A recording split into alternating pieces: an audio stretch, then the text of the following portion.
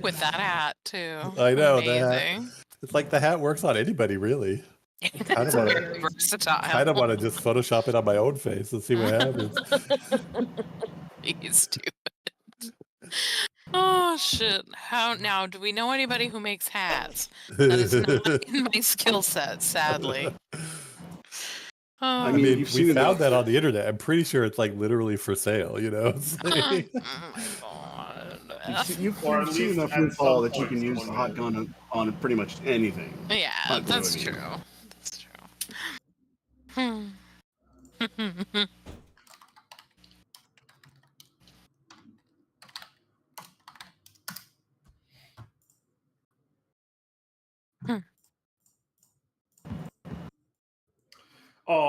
Oh my god, the Saturday group derailed my dungeon super hard yesterday. It was tragic.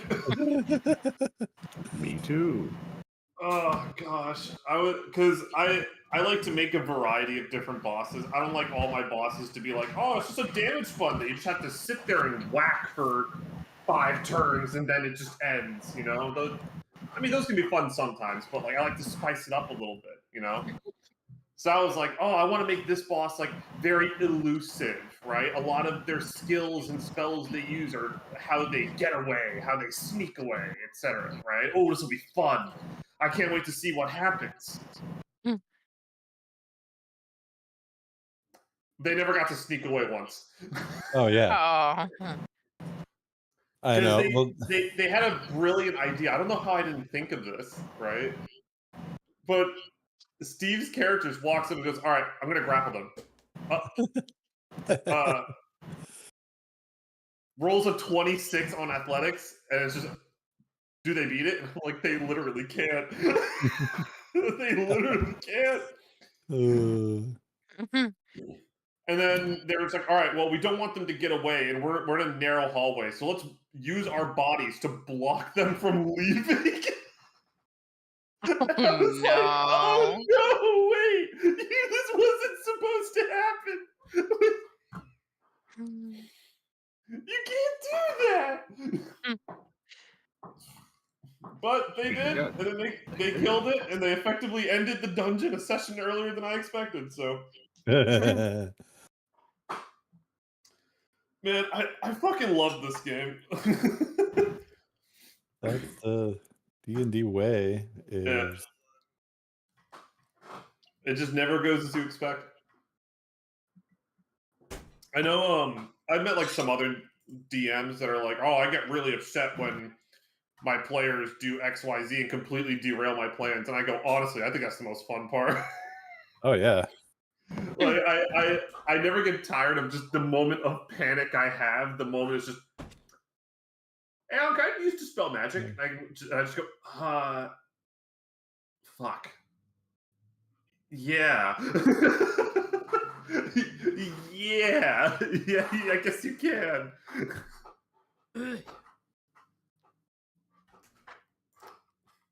Or even just, I don't know, when I was writing that boss, how did I not stop and think, what if they're grappled? What if? What if they're grappled? I could have just given a Misty Step or something, but no! I didn't!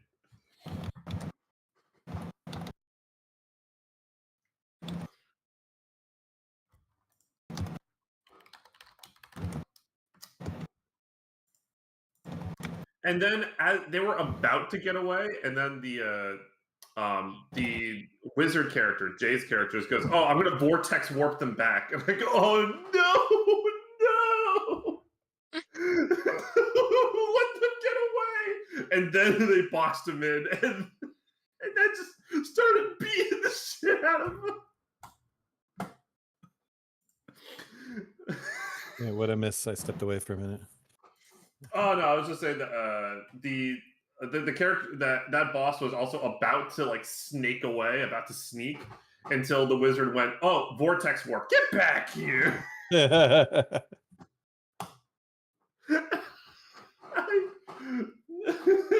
fucking love this game.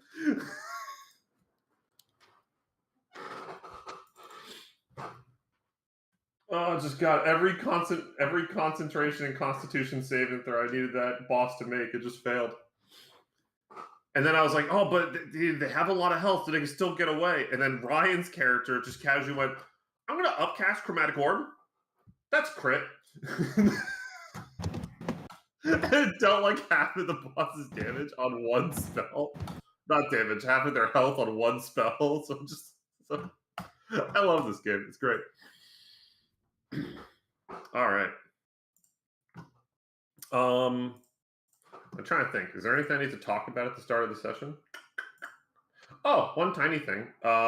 In case y'all didn't see the ping that I put in the World Anvil request chat up above, I made a World Anvil page. I'm actually committing to filling it out and trying to add more details in there about timelines, history, etc. I'm committing to this. I'm going to do it. I've been doing one article a day for the last week, and I'm going to keep that up. If there's anything that you all want to see lore-wise, let me know, and I'll write a little tidbit on it. You can mull it over. You can send me a private message later, or you can just post in that thread of just, oh, hey, can I have something on this particular god? Can I have an article on this particular city, on this particular town? And I'll write it up. So yeah, fun times. But I think that's about it. Yeah, that's all I got for bookkeeping. So anyone else have anything they want to bring up before we start? Can I? Ooh, the blue hat does work on anybody.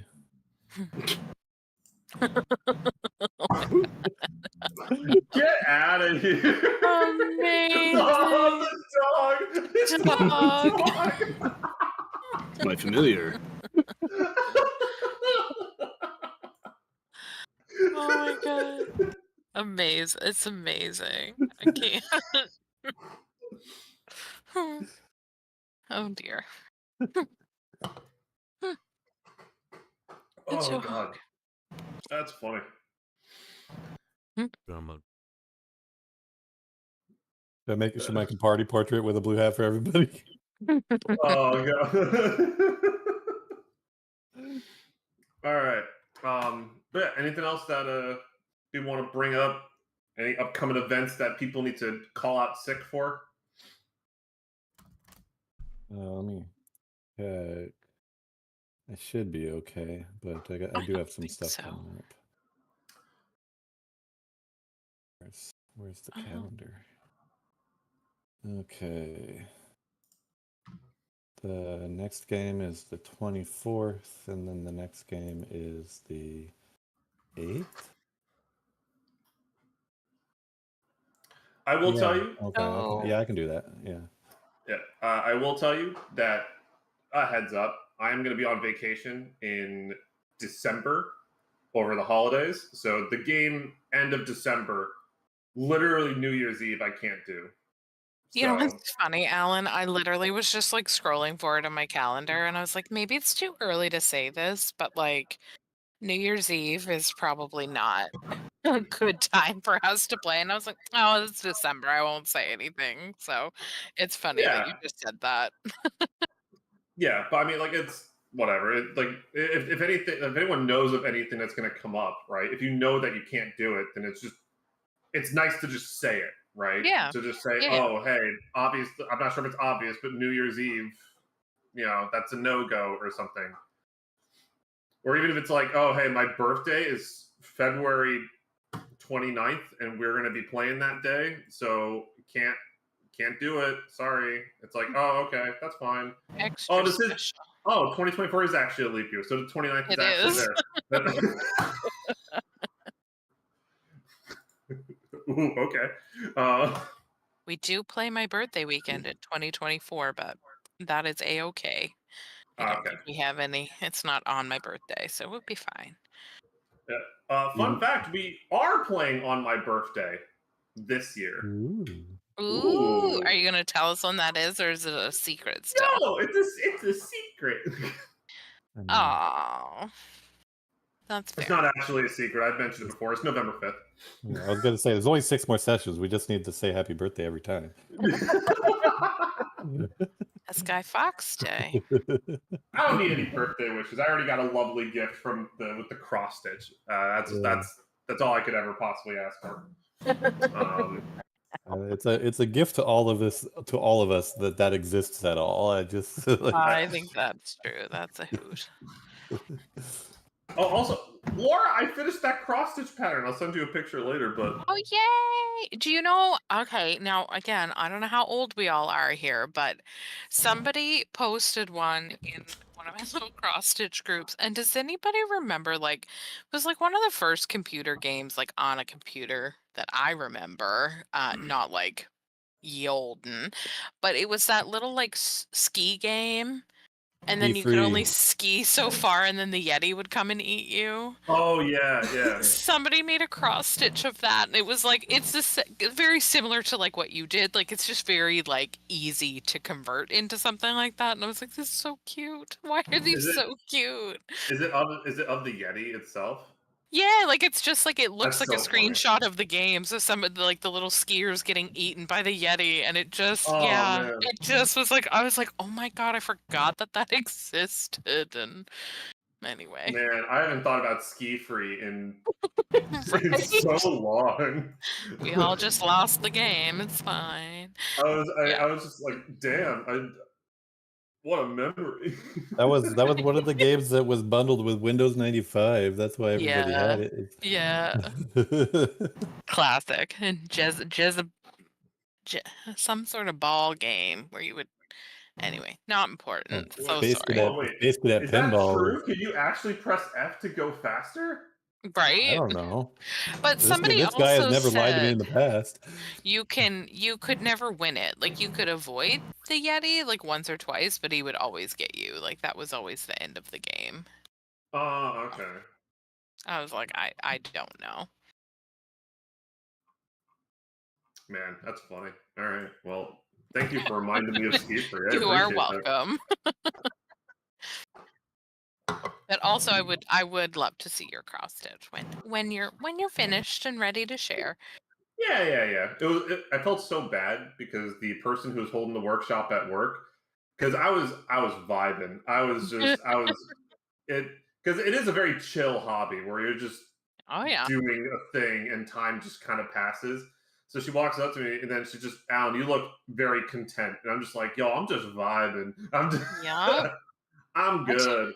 I tell ya, I've got like accoutrement now. Like Dave, God love him, he got me like a neck lamp.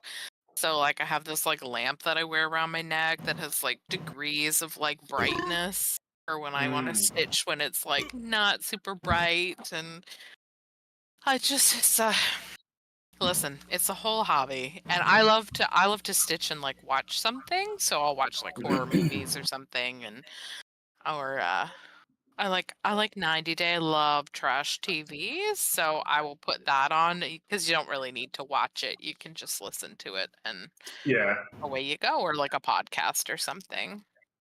Yeah, but it was funny because that person that walked up to me, she was just like, "Oh man, did Alan find his new favorite hobby?" And I just, I felt so bad because I just looked up at her and I went, "No."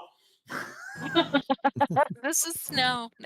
I do find sometimes you can be like, "Oh, I've literally been sitting in one position for like 3 hours because you don't notice the time pass, and then you're just like, oh damn, why am I broken? Well, Why can I not move now?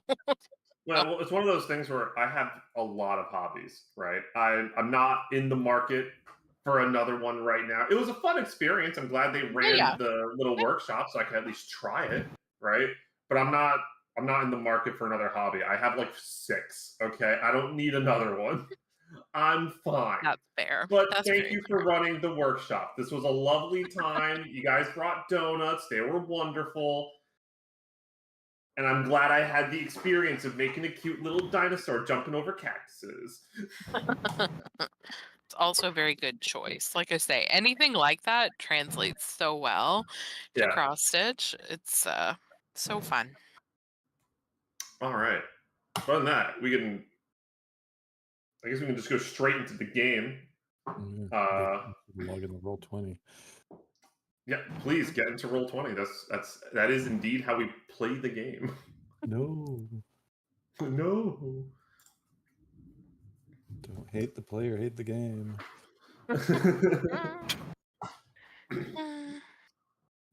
All right. Is everybody loaded in? I see one popular girl not loaded in. David. What? I'm a boy. I'm a boy. I remember at college, someone got really upset with me because I love instigating shit, and he was just complaining, and we were playing Magic the Gathering. He was being like such a whiny baby about like something that like about a rule or something. Classic. And then I was getting so annoyed, so I just said, "Dude, can you stop being such a fucking drama queen and just play the game?" I was getting so frustrated with his constant complaining. And he just turns at me and screams, "I am not a drama queen, I'm a boy!" Oh dear. Firmly solidifying his status as a drama queen. Probably have to talk to his therapist. Oh. That really threw me off guard. I was like, I was not anticipating that being the issue that you would have with what I just said. I figured you'd get annoyed because I was being a condescending little cunt, that's for sure, right? But like, Right. I didn't think that you were gonna get mad at the queen part. Yeah. And Like, then assume his I'm a boy. Yeah. Oh. Like, the drama queens are the ones who like create the drama around them, right? But my wife and I have noticed that we have some friends that don't necessarily create drama, but just like attract it and always need to like tell you about all the crazy stuff that other people are doing around them. And so then we're like, okay, well, this isn't a drama queen. What is it? It's a different thing. Drama magnet. They're dramagnets. Me. so, It's me. Oh my That's God. me. That's me. So that's what we call people now. Is they're dramagnets. Yeah, I will love say it. I don't go around starting drama. Yeah. But for some reason, I don't know what it is, if it's like part of my personality or whatever, people feel so comfortable gossiping, telling you telling me everything. about Yeah. their drama, telling me about all their hardships in life. I guess that's partially because the moment they start, I just go, "Yas, queen, tell me everything, spill that tea," right? So like, I'm a connoisseur, all right? But people feel weirdly comfortable with just telling me all about their drama. I'll never forget one of my good buddies from college, Morgan, right? God bless her soul. She's a very lovely person. I was working as a cart pusher at a Stop and Shop, and she sends me a message saying, "Alan, I think I might be pregnant." And then I just respond with just, "Okay, well, I certainly know it's not me, so why are you messaging me about this?" It ain't mine. Like, Yeah. I know it's not mine. Thanks. And then she goes, "Yeah, but I'm trying to figure out how I should tell Seth about it." And I just go, "Okay, well, I mean, like, have you gotten tested?" "No." "Okay, so you should Maybe probably that's do that first." Yeah, That's probably a really good step one. And then she kept going down the route of just like, "Oh, but what if? What if I'm pregnant?" I feel like you should do step one before you worry too much. There's Yeah. only What if? one way to find out. Yeah. Yeah. And then I'm just like, all right, I'll entertain this, right? And so I'm just like, all right, so why do you think you're pregnant? And she goes like, "Oh, my period's late." And I'm just like, okay, how late? 2 days. And I'm like, girl, Just shut up immediately. Like, girl. Has it ever started 2 days early before? What does that mean? you're extra not pregnant. That's No, and Extra not, yeah. yeah, it's so funny because I'm just like, okay, hold on, like, Morgan, I love you. Do you know what can cause periods to be late? Stress. Which is what you're doing to yourself right now. You've been hanging out with a new friend lately? Are you syncing up with someone else? Like, literally. Jesus. Take the wheel. Yep. Mhm. Yeah, so that was a very funny thing that I got involved with. She was not pregnant, by the way. She literally texted me 2 days later, just going, "Alan, I'm in the clear. I got my period." And I'm just like, I'm happy for you, Morgan. But also, I'm sorry to hear that. I always say, like, that's a really, like, weird time in your life when you shift from, like, the reaction to, "I think I'm pregnant," is like, "Oh, fuck, what are we gonna do?" And then you're like, "Congratulations? Do we congratulate? Are we at the age where is it good? Yeah. Was it like" that's always such a funny, like, life period where you're Yeah. like, "Oh, Yeah. we're not in panic mode anymore. We're happy about this?" Like, yeah. Question mark? Yeah. Oh, That's life. funny. All right, so last time on Tension in Tousee, Sunday Gamers Edition, Mhm. you pick up a strange box, and Jasper's father, Chris Reel, shows up and talks about how he found God and he got revived by his goddess, and then turns to Wendy and goes, "You're not worthy because you decided to interrupt fate instead of just being a neutral observer as you should." And he takes away Wendy's subclass. So Wendy's still a cleric, but he just Mhm. doesn't have the grave subclass stuff. Which he then proceeded to completely wipe out the party with hilariously little effort. But he decided to just keep everybody alive anyway, due to Wendy's incredible persuasion. Oh, on a meta level, he was never going to kill all of you.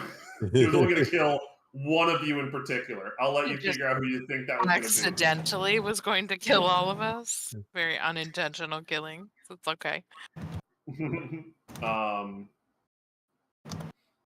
Yeah, I just want to make it clear. I was not actually trying to TPK you guys, right? He just No, wanted to kill no. one person in particular. That's We some All just right. that's some light manslaughter. we could not roll well last game. That was That a is true. Yeah. That is that also was a true. yep. And every concentration check, he just, Yep. passed. That's the way it goes. Um, so, yeah. And then you all wake up. The warlocks start to rub the box with their blood, trying to figure out a way to open this thing because they just can't possibly figure out how it opens. Deciding instead to just take it with them until they find some other way. The only hint that they were able to get is that the warlock's blood does cause some reaction. For some reason, Amber's blood causes the most reaction. But that is still a mystery waiting to be solved. You wander around the corner, and you find a chest. You open up, you find a deck of many things. And in hindsight, your characters were hilariously reckless and you pulled 11 cards. Oh my god. What were we thinking? Like literally, what were we thinking? To be fair, part of that's my fault. I was egging it on super hard by offering inspiration to whoever does Alan, it. do we By the end, it did devolve into chaos. But you know what? I think it started perfectly fine, and I definitely got what was coming to me with the first poll being the void. That was For sure. amazing. Yeah, that was fucking so hilarious. Yeah. just a bookkeeping question then. If we're saying that and sorry to interrupt you, but if we're saying that we never found the deck in the end? I'm gonna get to that right Okay. now. Yeah, Okay, yeah, I'll let you finish. I'll save my questions for the end. So sorry. yeah. No, believe me, a lot of your questions are about to be answered. Okay. So, um, on that Sorry. note, I have like a second page of notes that I need to bring up. Oh, I need to get better at writing my notes.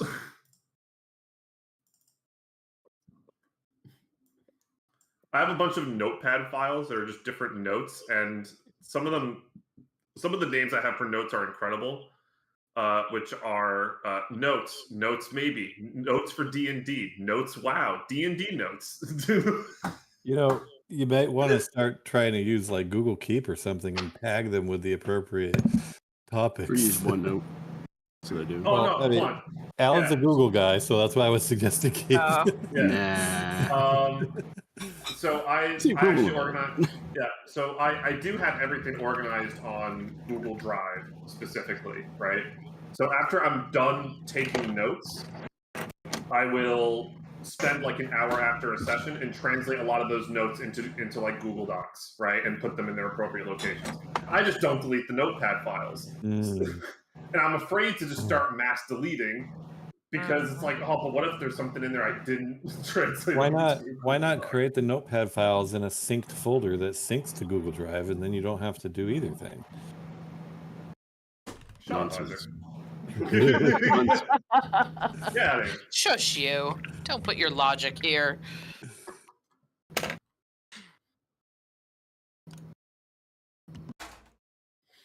It's basically impossible to they just want to pay for Word. Actually true. If you tell me like, but it's like Microsoft Word, but like online. I don't understand it. I don't get it. I don't. Dude, what are you talking about? I work with mostly old people. And when you start busting out like, oh, Google account, Microsoft, they're like, what the? I don't want an account. I just want to open the Word icon and I can start typing. My parents still use Outlook connected through POP to Yahoo Mail. That's insane. Wow, that's like almost Yeah, like having a America Online account. Dude, yesterday That's I had crazy. two of my clients who use AOL Desktop Gold. Wow, that's awesome. You never get rid of that stuff. That's cool. That's achievement unlocked. Use I'm like, AOL here, for 30 years. Let me install Thunderbird for you. See if you like it. She's like, no. I just like my how like it used to be.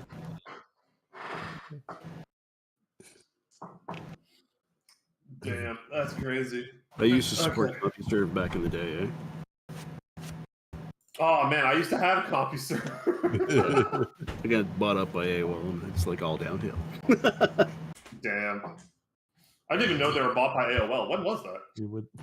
I don't know. Back in the day, I worked for a third party, sometime basically an mid-90s. MSP that did support for AOL and CompuServe, like back in, I don't know, like the late 90s. Yeah, 'cause I was working for Microsoft Technical Support in '98, and I'm pretty sure it happened around then. Yeah. Yep. That sounds about right. Damn. I keep forgetting how young I am compared to some of y'all. No offense. Well, that was I'm just a little baby. that was my first job out of high school, but it was still like, Yeah. it was still '98. Well, no, because it's funny because like when you talk about like the '90s, I'm just like, oh, what was I doing in the '90s? I was probably watching Lion King on repeat, like just like, sitting in the floor or something. Alan. Sweet little summer child. Okay, fine. All right, so yeah, your party pulled 11 cards, and then it ended with Ferrero pulling a card, and we're just gonna pick up from there. All right, so Ferrero, you decide against your better judgment to pull out a card. You pull it out, you take a look at it, and it looks to be almost like two hands on a clock. And as you looked up from like two hands on a clock. Hold on, I'm getting some echo. Who's It might be me. I've noticed it looks like I'm talking and I'm not even saying anything. I'll just mute myself. Thank you. Oh, it's probably the dehumidifier in the background. 1 second.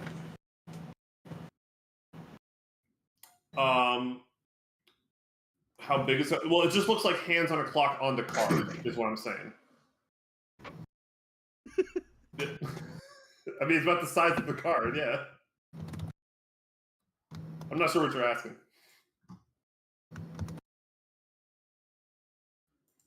Wait, what are you asking? I'm confused. No, you're good. He's asking how big your clock is.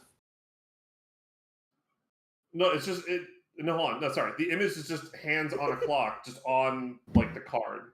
That's why I'm confused. I'm just describing the image on it. It's okay. It went way over his head.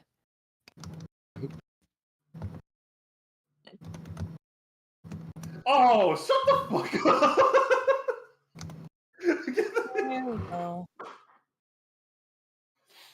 I'm too innocent for you people. All right, get out of here. Okay. God damn it! Just shut up. All right, you. All right. So as I said, you look at the card, you see two hands of a clock on the card, and as you look up from the card to look at your party members, you actually find yourself in a wildly different location. You're no longer inside of the cave. It now looks like you're in some kind of a wooden cabin, very well decorated, very homely. There's a fireplace that has a fire burning. There's very nice bookshelves that are completely packed. Looks somewhat disorganized, and the only sounds you're really able to hear is the crackling of the fire, as well as what sounds like to be dishes coming from another room. Out of curiosity, you decide to just look out the window, and it looks to be broad daylight, but there's some snow on the ground. Considering that you've never seen snow in your life, this is quite a sight to see. It's not actively snowing, there's just snow on the ground. All together? None of your part. No, you're the only person here. You are completely alone here.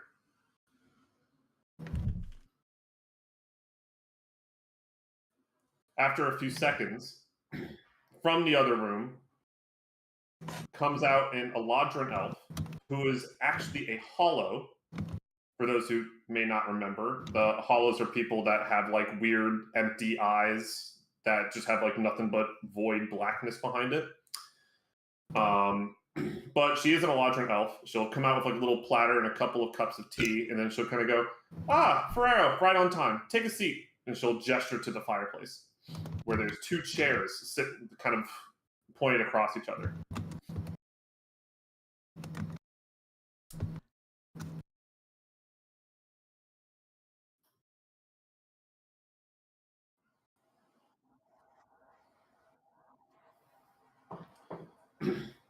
Yep, and then she'll kind of come over. She'll take the other seat, put the 2 cups of tea on the table in front. She'll pick up one, and then she'll go, help yourself. I've been expecting you. Congratulations, you pulled the Fates card. I promised that person that whoever pulls that, I would do a favor for them, and that's what I'm going to do for you. So here's the deal. Here's how this works. I will erase one event in history or revert one thing from happening that has happened in the past. All you have to do is just say what you want to revert, and I can go ahead and revert that for you. Help yourself to some tea, by the way. It's quite wonderful. It's local.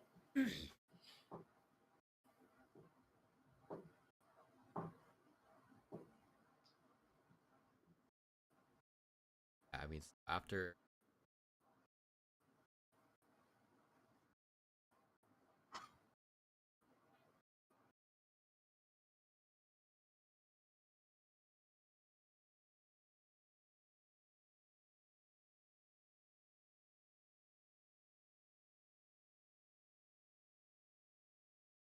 powerful end.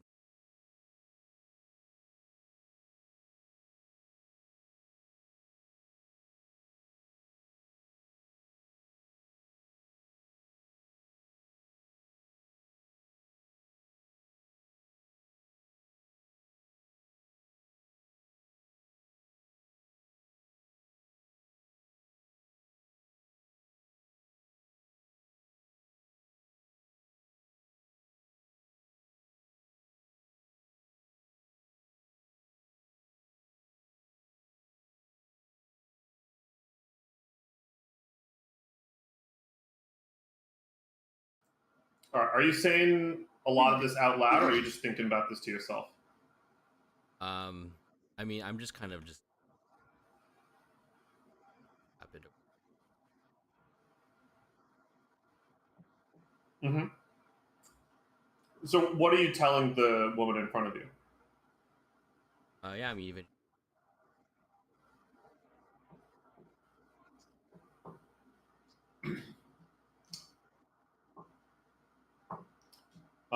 Okay.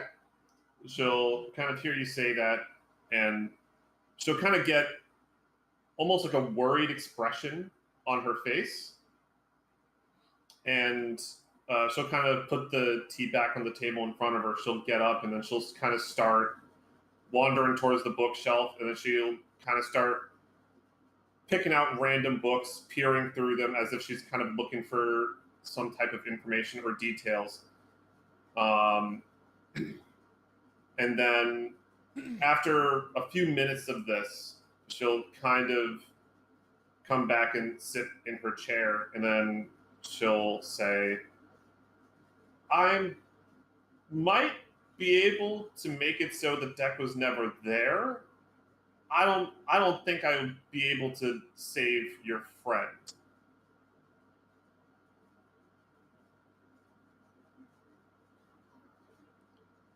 Due to certain rules of the universe, especially with how the void is involved and stuff, he exists outside of that now. So I wouldn't necessarily be able to bring him back. Can you give me an insight check?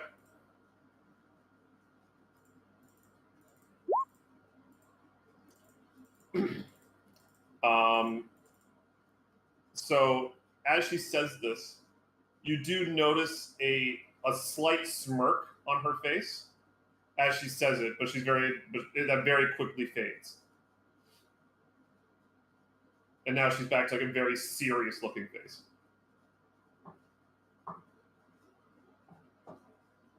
Girl's like,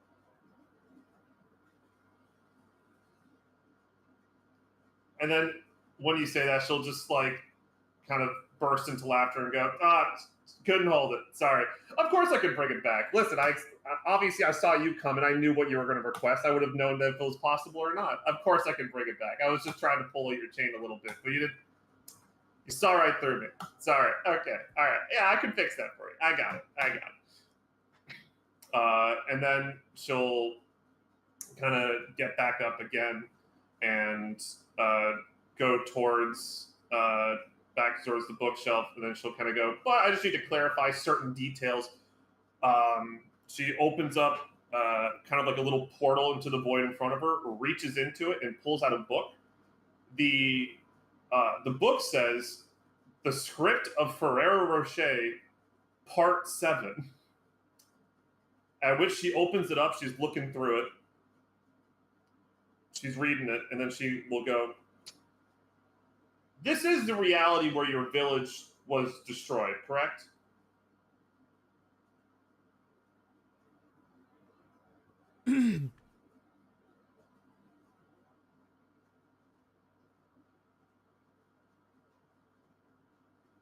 Oh, there's a lot of truths out there, honey. Don't worry. But that's good that's that one. She's going to open the portal back up, throw that book into it, pull out a different one that says The Script of Ferrero Rocher, Part 12. Open that one. Start flipping through it. And you don't know who caused it yet.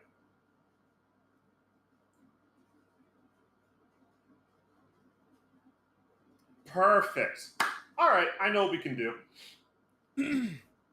And then she's going to kind of go back over to you and go, okay, are you done with your tea? Are you all set to do what we have to do?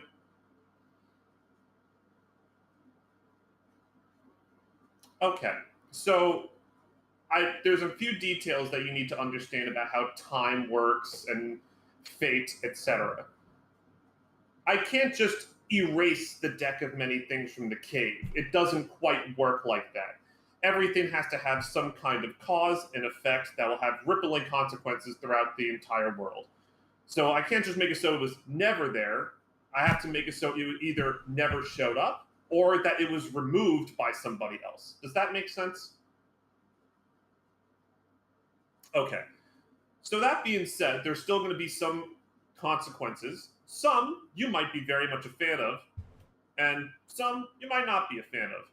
What I can guarantee, because I have my own agendas that I don't really want to talk to you about, is that your friends are going to be fine, but there's just going to be some parts of your past that are going to be a little weird, and you're going to have to study up on yourself. That being said, and she's going to kind of hold out her arm, waiting for you to grab onto it.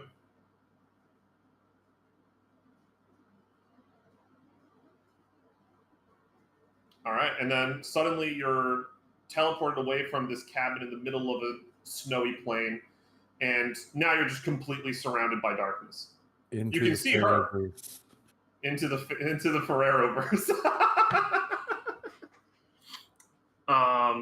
And now you're just teleported elsewhere. You're completely surrounded by darkness. You do see her, and she's just kind of standing there, and it looks like she's just waiting.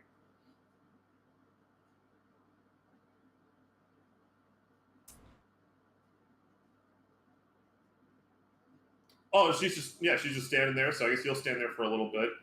And at a certain point, you feel shaking, and then the shaking gets really intense, and you kind of start to see this light come through as you're now realizing that this is an earthquake where a cave is now kind of splitting open and forming around you. And you kind of recognize the general shape to be of the cave that you initially left.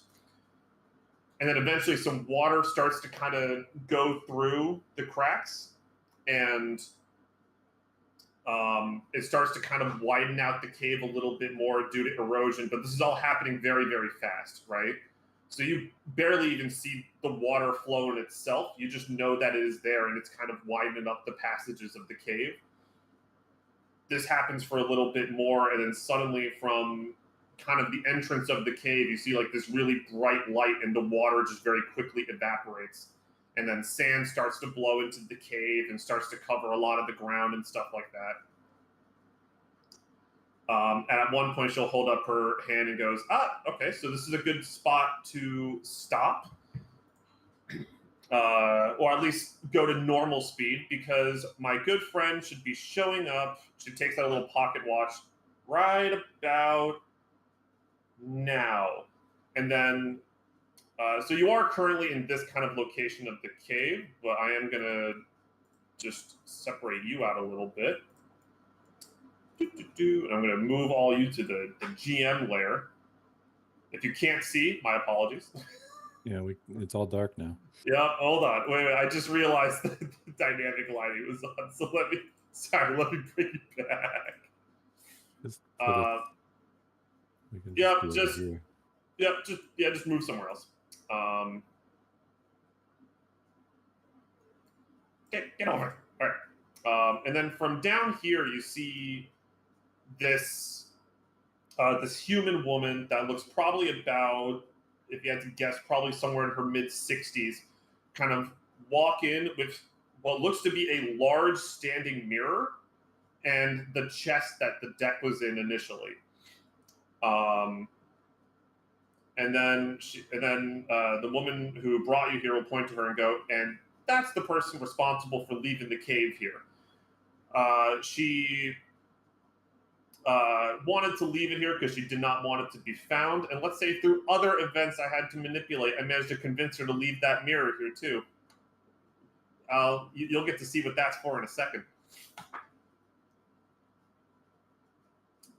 And then you see the woman just kind of leave the chest there, and like the mirror kind of standing up next to the wall.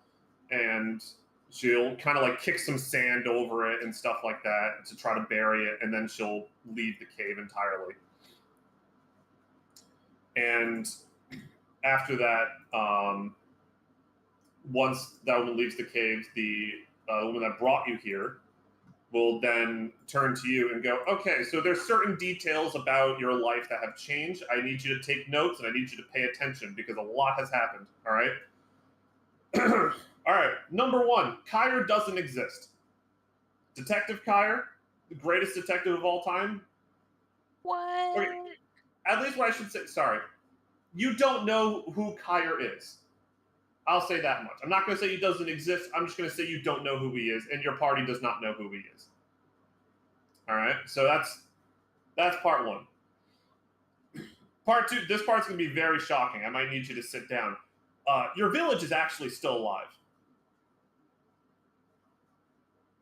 The thing that destroyed your village never showed up.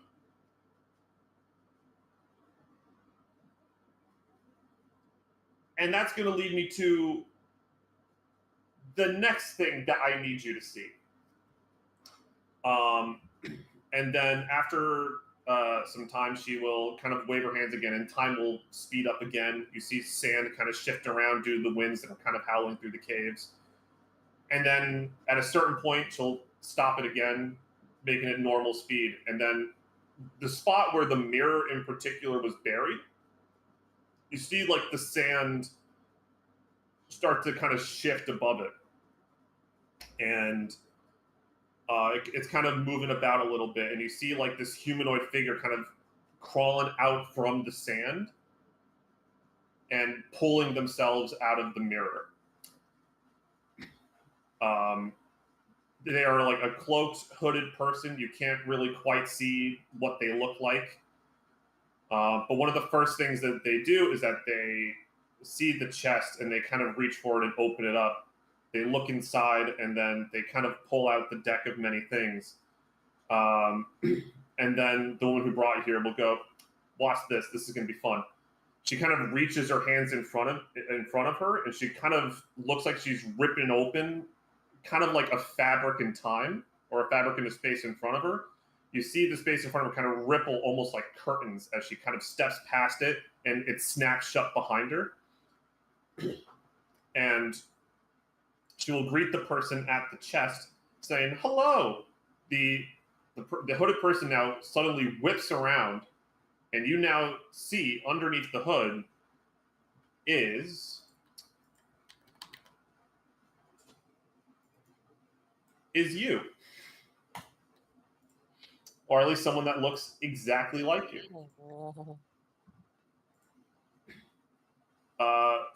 But he's very skittish, and he kind of whips around. He pulls out his bow, and he kind of aims it directly at her. And then she goes, whoa, whoa, whoa, easy, easy, easy. I know this is very confusing. I know this might be very surprising to see really anybody else that's not your sister. Just take a breath. I have a deal for you. That deck of cards right there, I have the ability to alter fate, time, etc. If you pull something out from there, I can ensure that it will benefit you immensely. And at first the guy looks like very hesitant, but he's kind of looking at the deck of cards. And he decides just to lean over. He pulls one out. And he notices it's the same art as the one that kind of took Windy away, the Void. And then as his body kind of starts to go limp, she just goes, ah, shit. And then she'll wave her hand, stop time, reverse it slightly to before he pulled a card. And then he pulls out a different one. And then you notice that at first he was kind of skinny, smallish. And then you notice that like he kind of gets slightly more muscles, like particularly around like his back and his arms, as if like he's like quite literally gotten stronger. And then she'll go, see, I can help you, okay? However, make sure that you only pull 11 cards. If you pull any more than that, I cannot help you. The man will stop and go, what's 11? She goes, ah, shit. Holds up both of her hands with all of her fingers. This many and this, and then just one finger. But then he kind of looks at his own hands and he kind of nods in an understanding. And it's just you stop at this many, the fingers again. And then he'll kind of stop and go, she has to see this. I have to go get her. At which point the woman will then go, no. She waves her hand. The mirror goes flying across the room and shatters against this wall. And she goes, no. You can't do that. At which point this man gets incredibly angry. He draws his sword and tries to run for the woman, but then she just kind of reaches back behind her, kind of opens up that fabric in space again, and just steps back inside of it and closes it. And then you see the man as he charges forwards, he just effectively goes right through her, kind of phases through her, and then just kind of lands onto the ground.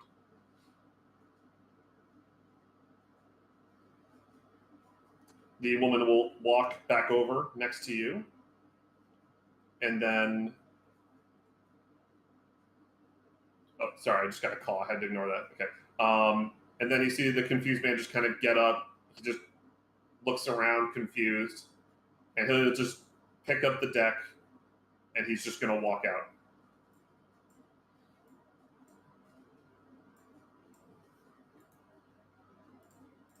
And after he walks out, she's going to turn back to you and go, see, the thing that would have destroyed your village never showed up. Well, details. Don't worry so much about that part.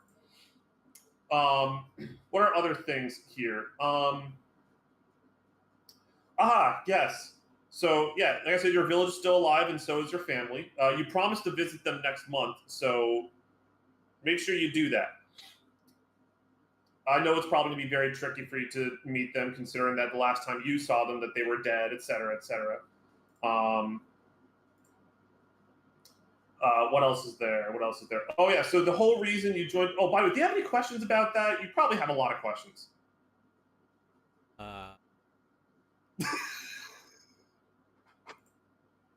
Okay, great. Yeah, so also the way that you met your current party, because before you left your village because there was nothing left for you, but this time it was actually the warlocks were passing by your village. They were a cute little group of 3, very adorable, and then they helped you fight off like a small little pack of gnolls that were attacking your village. And after talking about it with your family, they thought it'd be good for you to go out and see the world and explore, and that's why you're with them now. What else? What else?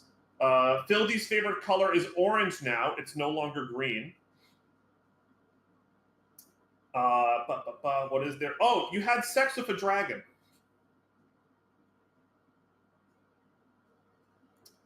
4 times. Oh my.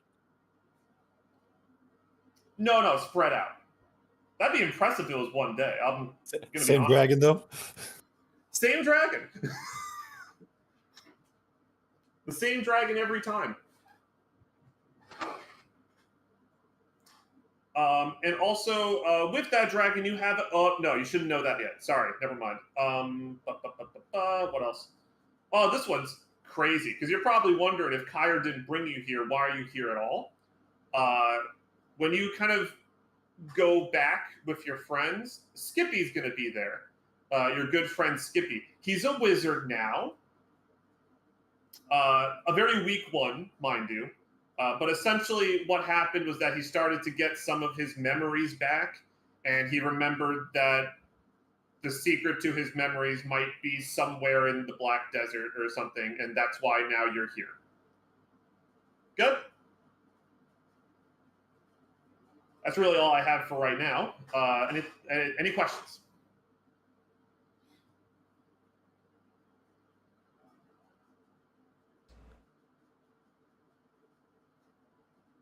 Sounds good. All right, great. Man, normally when I do this with people, they have so many questions and they're so annoying. But wait, how come this happened? How come this happened? How come this happened? And I'm so happy that you just are so accepting of it and you're not asking too many annoying questions. So yeah, with that being said, I'll just go ahead and send you back to the rest of your party. At this point, she disappears and time kind of speeds up around you again. As you kind of see like sand elementals form and they just kind of wander about, and then they just kind of collapse, and then suddenly time just suddenly stops as you are now with your party, and they are looking at a wooden chest in the corner. And there's also a smashed mirror over here now, at least some shards of glass that are kind of poking out from the sand. And you are the only person that knows what just happened. Everybody else just play as normal. Hey everybody, there's a wooden chest here. Does it still have a Open little it. sear wind flag next to it? It does, yes. Yeah, well, open it. All right, inside of it, you see kind of like it kind of looks like a wand almost, and it has these really nice kind of spiral engravings along the side that kind of spiral around the wand up to the tip. The handle is very nice quality. The wood is very smooth with everything except for the engravings itself. It also does kind of look like there was supposed to be something else in here, given the size of the chest, and kind of like an empty kind of imprint that you see on the bottom of the chest, but you don't really see anything else other than that. Pick up the wand. This flag was a message to me. Let's see what this wand is. Is there something I guess I need to cast like identify to understand it, or how Yeah, does identify work in this? So if you have identify prepared, you can cast that. I believe it's a ritual.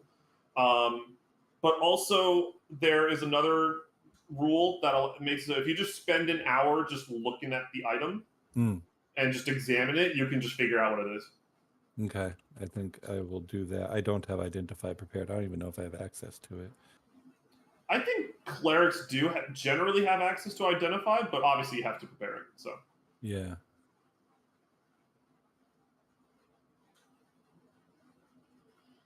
there is one thing I want to ask. Bard, wizard, artificer.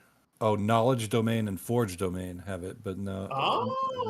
You know what? That's where I saw it because I was wondering, like, wait, how does my forge cleric have it? But then I remembered, oh wait, yeah, forge cleric. That's like one of the cleric spells. Right. So I'll study it for an hour if that's okay with everybody else, sure. I'll hold on to it for the next long rest. Yeah. I have to bring Skippy in. Hold on a second. That's right, because he's here. Oh, it's a level 1 spell. Maybe Skippy has that. But it also costs 100 gold. For the component, yeah. Okay, so just for a quick clarification of what's going on with Skippy for the whole party, because all of you would know this, is that effectively, you guys have probably known for quite some time, I think since a very early session, that he lost his memories and he doesn't actually like know where he came from or anything. And he did start to get some of his memories back.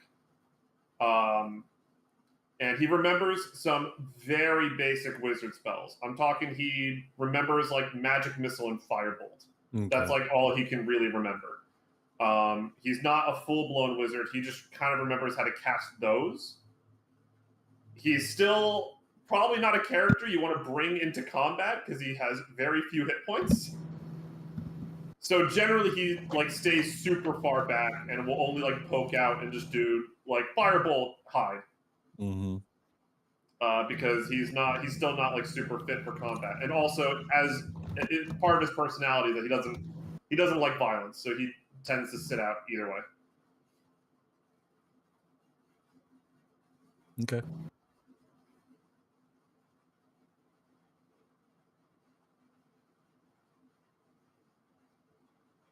One question I want to ask to one special player, Kevin, how does Ferrero feel right now about everything that just happened?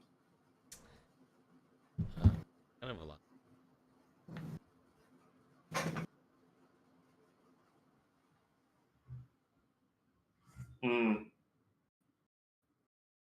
Gotcha. Okay. Does he like? What are his thoughts right now about seeing some weird clone of himself crawl out of a mirror and be weird? True.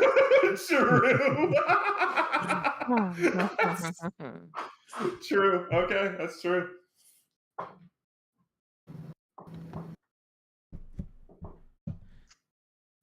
Definitely a little.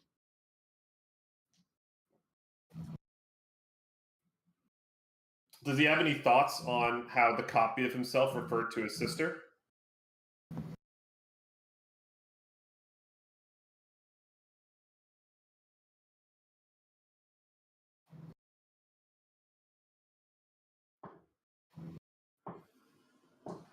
I believe in your lore you were an only child, unless unless I'm forgetting something.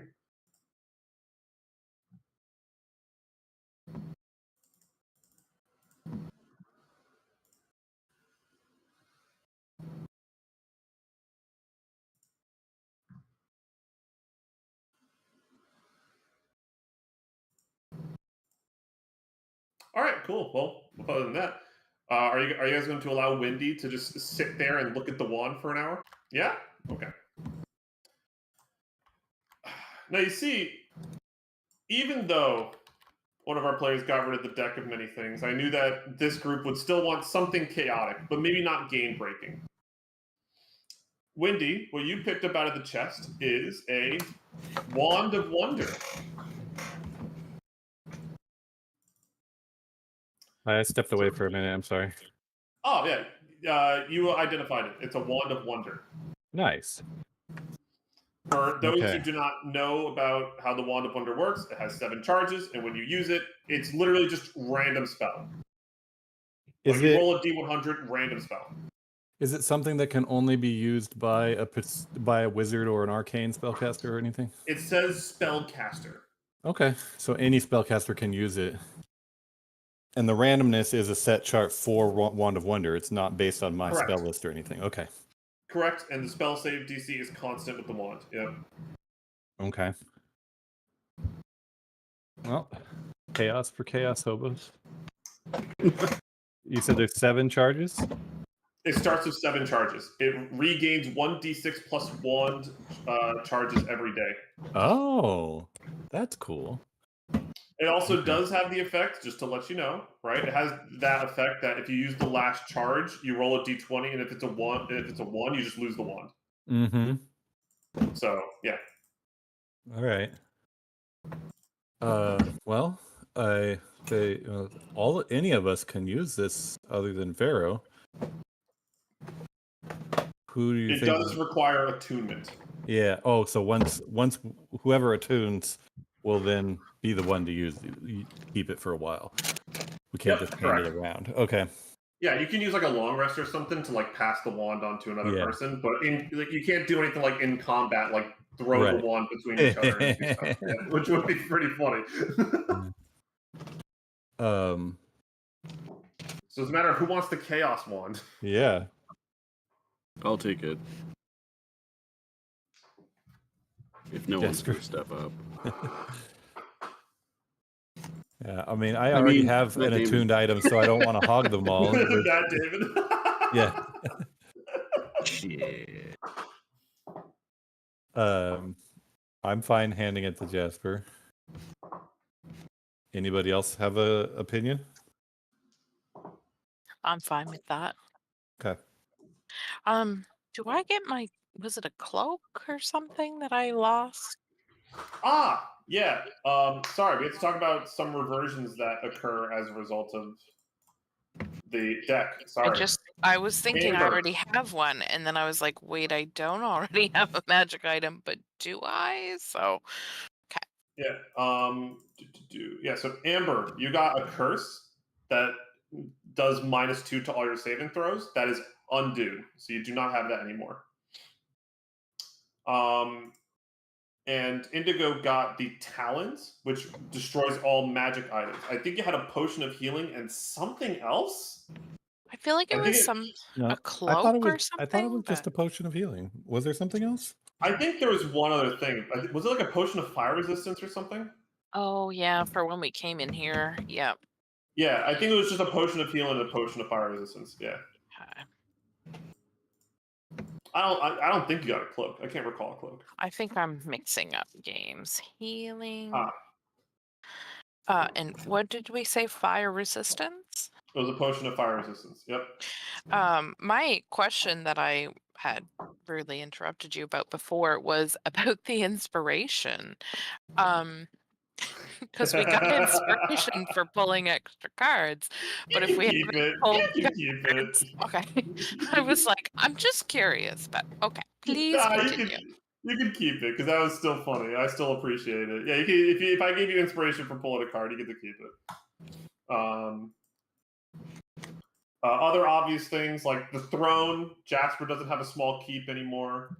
Ferrero got a +2 increase from the deck, so you lose that. I think you added that to strength. Yep, so that has to go. Other fun things that you pulled, by the way, that I was looking forward to until the undo, but that's fine. The rogue card that was pulled makes it so one NPC becomes hostile towards you, which is why that was one of the nothing happens cards. Oh. If you're curious about who it was going to be, I was like theory crafting ways of making it Skippy. No, Alan, that's too mean. I mean, we were pretty hostile to him initially, but he could just be angry that we keep leaving him and going on adventures without him. Oh, I mean, he doesn't like violence, so he'd probably be pretty down for that. true. All right. Other things, y'all also pulled the flames, which makes it so a devil is hostile towards you and will try to make your life a living hell. Which I did have some plans for that, but it would have been a devil that y'all have not met. So, yeah. And I think that's it. And because Kyra's not even here, the idiot card doesn't matter. So, and yeah, that was about it. That's all the stuff that has to be undone. Before the adventure proceeds, any other questions about any of the weird time shit that just happened? Character stuff? Also, if you have any questions, you can just feel free to just DM me or something afterwards if you think of it later. Was that Searwyn that Ferrero was talking to? You have no idea. Okay.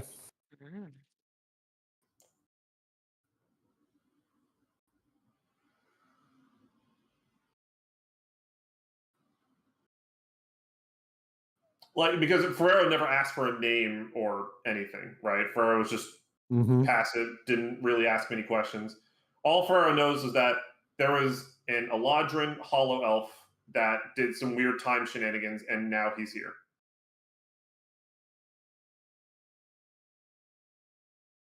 That other timeline still exists somewhere. Maybe.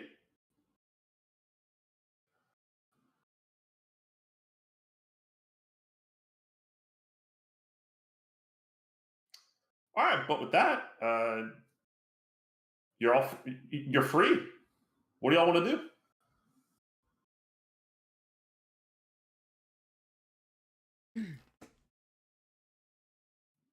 I mean, I think we were on the way out of the cave here. This is an exit in this direction. Mm-hmm.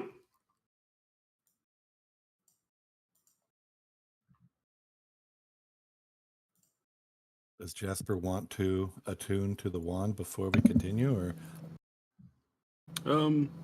What is attune towards a short rest? For an hour, Jasper. It's an hour. I mean, no, I think that can wait. That's fine.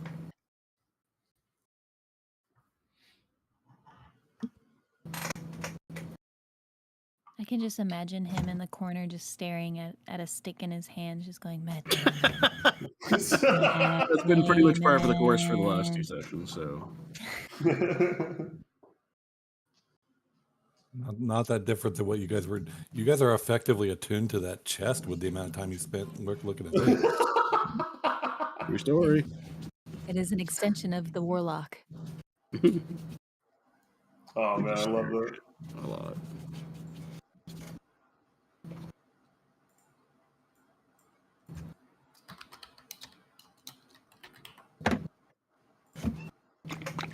All right. Oh, one more question I wanted to ask. Does the dynamic lighting cause any performance issues for any of you where it slows down at all? No, not for us, I don't think. Haven't seen anything noticeable. Oh, okay, because in the other group, Ryan had a ton of issues, so we ended up just not using dynamic lighting for them. I just wanted to make sure it wasn't causing issues. That's it. If I move my character around super fast, then it sort of it doesn't move smoothly, but that's not something I should be doing. So, okay, Amazing. fair.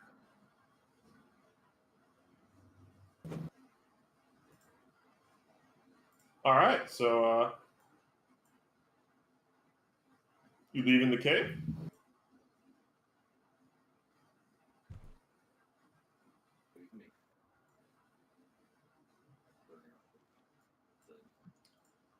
You didn't come this way before. You came the other direction, so you're not entirely certain of the layout. You know to go south. That's where the entrance was, but you're not familiar with the side of the cave.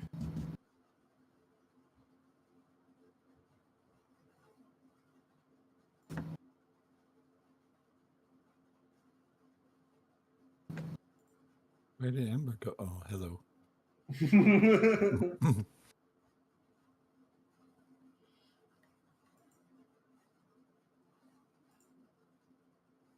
we got It's we got to south. move.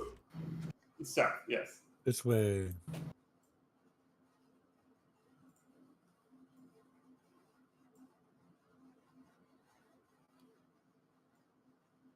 Jasper. Wait for Jasper. Oh no. He's looking at the wand. Yep. Man, my precious.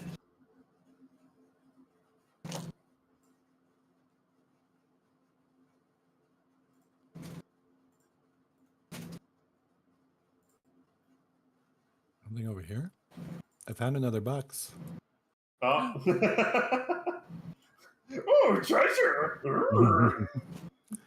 Open. All right, give me a D100, friends. Can you imagine? No, stop. Stop. No. That would be No. kind of awesome. No. No. Deck of illusions, deck of illusions, deck of illusions, deck of illusions. No. Stop. No. We are No. known for rolling the same number more than once. We do that.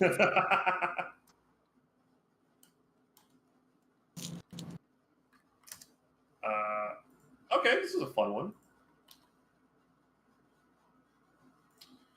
Do you get yourselves 1 potion of clairvoyance? Okay.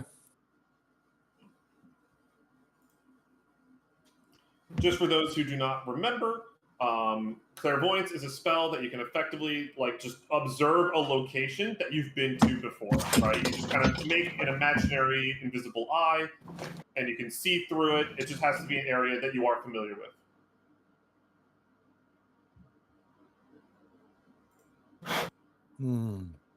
Who's been to the most places? They should carry this. Sure.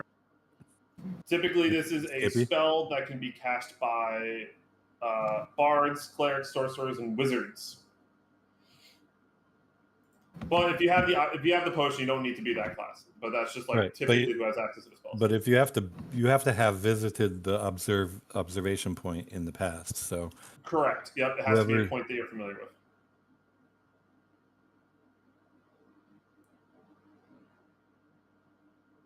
Do you have to remember being there?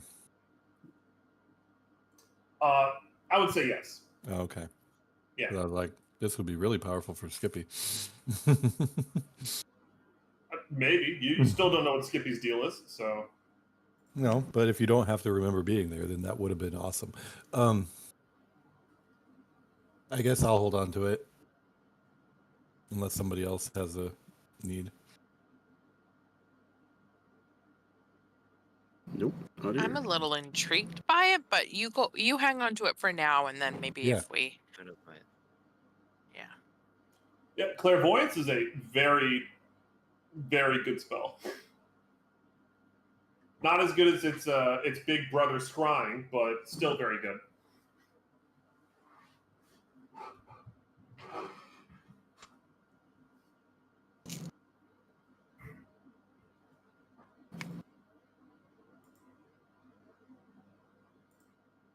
All right, but yeah, you have a potion of clairvoyance. I guess Wendy will hold on to that. Next up, exiting the cave, I presume. Mm-hmm. Okay.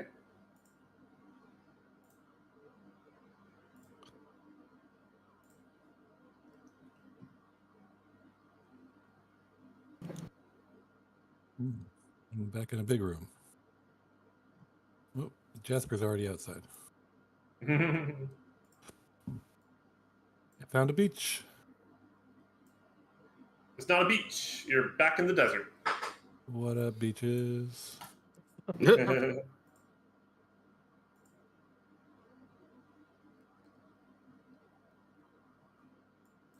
All right. As you come out, the weather is a little bit more intense as it kind of has been leading up to this point. Because we did a weather check last time, so I remember. The smoke and particles that are kind of flown about the lava fields have intensified. Your range of vision is much smaller.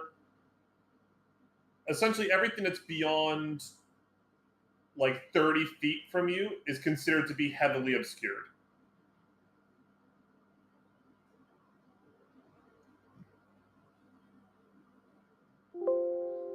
Okay.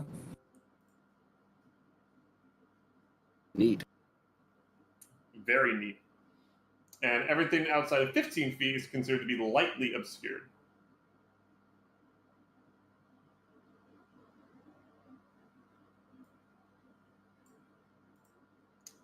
But previously, you were going east. That's the path you were kind of going because that's the path that Skippy says he feels like he remembers was going east. So you just continue doing so.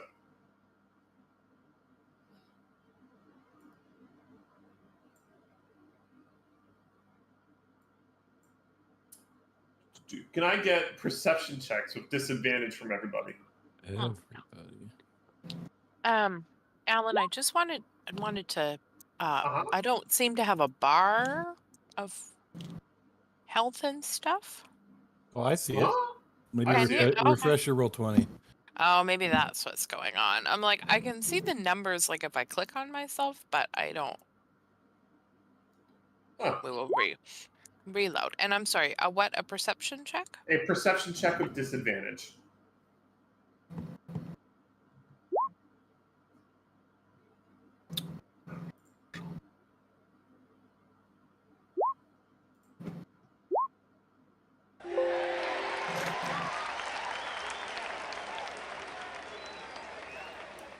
Whoa, Amber. Wow.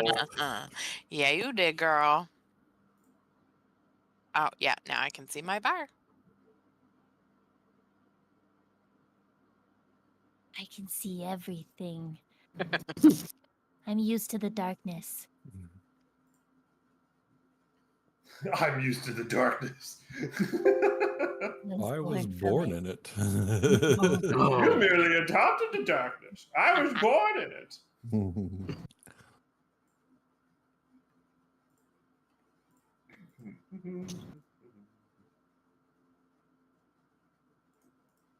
Neato. All right. Well, new map.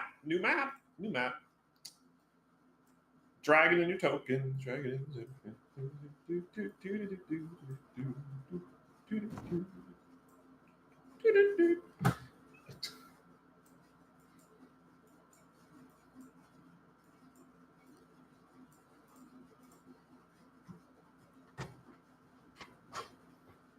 All right.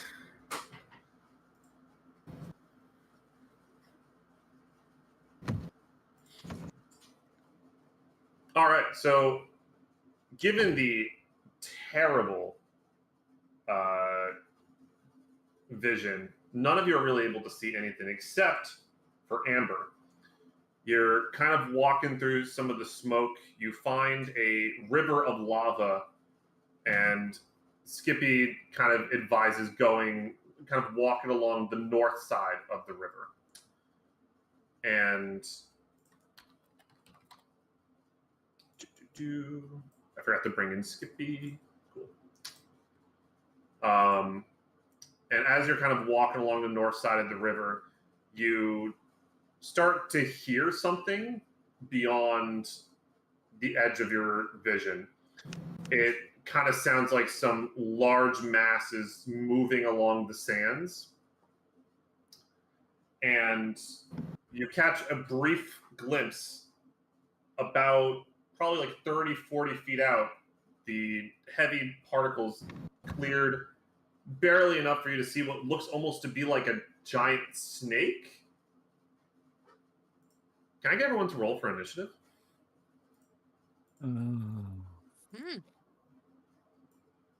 It's not purple, is it? It's not purple, is it? Oh, I haven't even brought you to the new map yet. Whoop. No, I have to reselect my character. Well,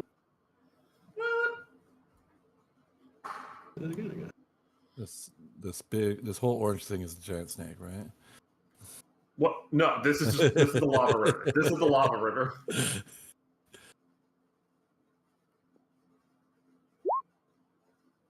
It's a nice map. popping up, I know that. Yeah, I stole it. You can feel free to change that to a 16 there, Alan. My yeah, reason sure. he didn't take it first time. Oh, I saw 2 initiative rolls for Ferrara. I'll just remove that one, I guess. Skippy needs to be in the initiative order. I also rolled again, so I got a 16 the Golly first time. gee willikers. Stop it. Why do you do this? Because you told us to roll initiative before changing the map. and then moved know. us. This is your fault, Alan. This is not us.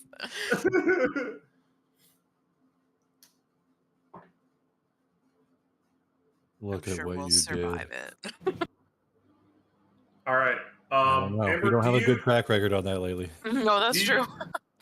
Do you call out this creature when you see it? Here, boy. Here, boy. What does it look like again? It looks like a Giant giant snake. Snake. Oh, snake. At least that's the best you can see through like the heavily obscured smoke. Does it have like a color to it, or is it too smoky to You tell? can't, yeah, it's too smoky to tell. It just looks like it kind of has the general shape of some kind of like giant snake or worm-like creature. Okay, I'm gonna back up because I'm gonna yell. Giant worm! All right. And with that, she just saved all of you from a surprise round. So, Well done. Thanks. Sure, no problem. Oh my god! So another just quick little rules thing, just in case people need to know. If you want to jump across these stones, you can. If you have a running start, you can jump 10 feet. That 10 feet uses your movement. This ain't like Baldur's Gate 3. There's no bonus action. It's just as long as you have a running start, you can jump. Well, it's not 10 feet. Sorry, you can jump up to your strength score in feet. I was going to say, yeah.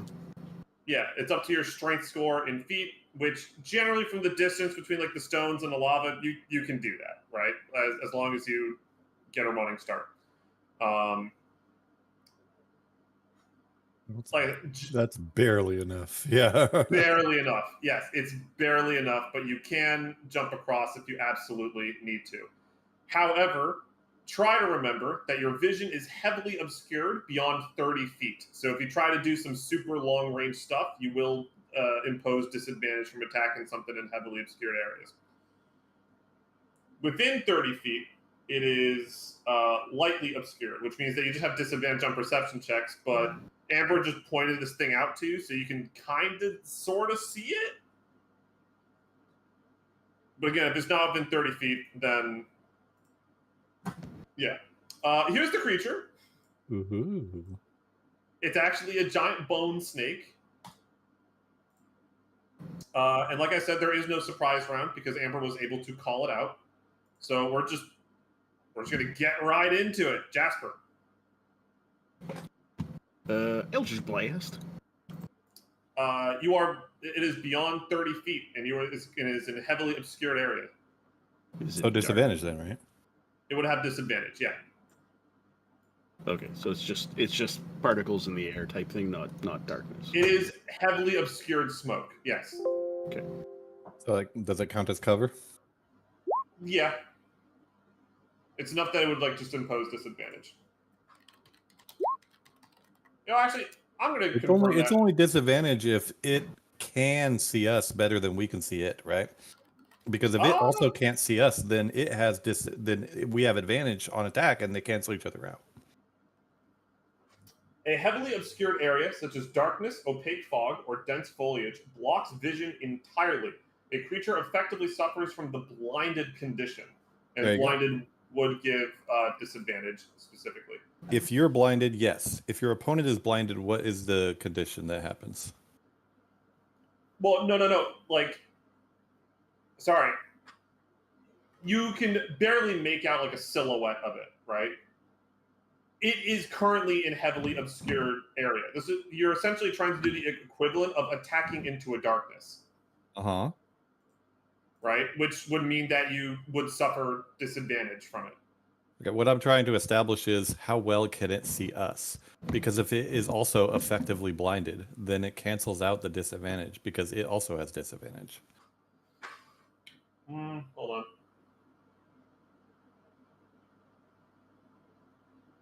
If it has some special ability that allows it to see and move in this, and that's all moot. You don't have to tell us what that is. Just say yes or no. I did not give it that. I'm just clarifying rules. Give me a second.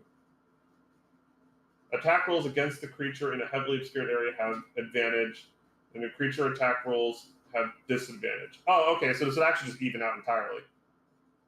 Right. That's what I was thinking. Okay. I see what you're saying.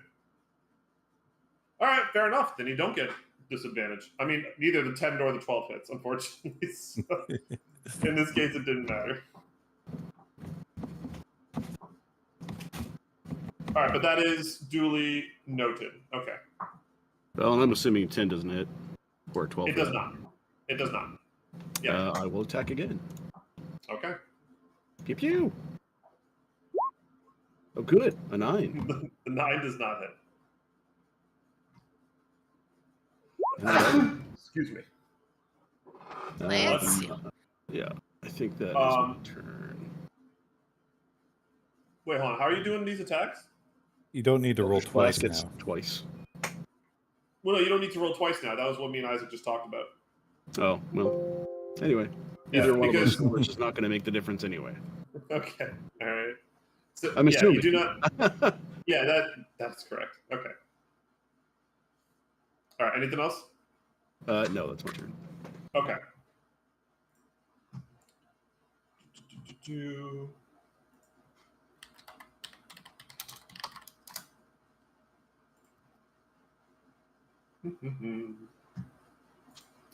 All right. Alan. Yes. So I tried turning it off, turning it back on again, but I do not seem to be in the turn order. Did you select your, see, when you I rolled it did. initially, you selected your character? Yeah. Hit refresh on your page, babe. I did. Okay. Hold on. I got this. Hold on. I don't see her there either. I can roll again, but I did get a 16 the first time. But okay. All right. Do you see yourself There we now? I do, see thank you. Does everybody see themselves? Yes, Yep. and everyone else. Oh no, Ferrero's not there. Something happened. All right. Yeah, it's like it was like a result of like me like changing the map over. I messed it up. It was me. Thanks, Alan. Quick tiebreaker check. Ferrero, what's your dexterity score?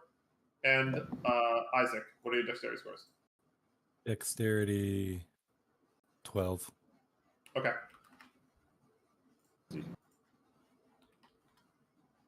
Cool. All right.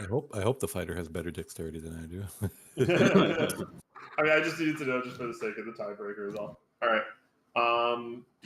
Next up is going to be Skippy Firebolt. That's all he's got. He got a nat 1, baby.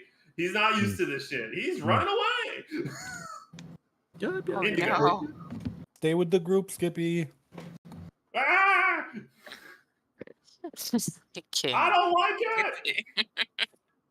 Poor Skippy. You're gonna like it a lot less if you get lost. Ah! God, alone. Stay where I can see you. Don't. He's our little baby. Mhm. I'm going to Forgot the Eldritch leash. Blast, please. All right, go for it. Oh. think that might hit. God Ooh. damn. All right, go for it. We'll start her out today. Now, are you going to roll my damage? No? Oh, it's this one. Whoops. Those low rolls are pretty unfortunate for. Yeah. Wow. Yeah, that's Well, right. that is fine. That is fine. Yeah. All right. It's still the And most then- damage anybody has done yet. Yeah. But you still get another Eldritch Blast, so go for it. Well, and just to balance that out. That one misses, unfortunately. Yeah. Okay. Is it? You know what? I'm gonna walk over here to Skippy. We'll just split the party up a little bit, but that is it for me. Okay. When you throw out the first Eldritch Blast, you hear kind of what sounds like intense bone cracking, and the creature seems to kind of wail, I guess, from pain. It seems like force damage is particularly effective. It's super effective. Amber. Can I place a hex on it? You may. Yes. What ability would you like to give it a penalty on for checks?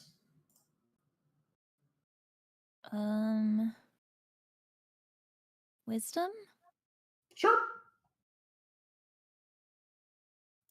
Debating if wisdom or strength is better. I'm just worried maybe strength because of grapple, but also wisdom because I don't. Let's just stick with wisdom. Okay. All right, it is hexed. Are you gonna attack it? The tiny little hex icon. Very tiny compared to its big body. Got a big old body. I got a big old body.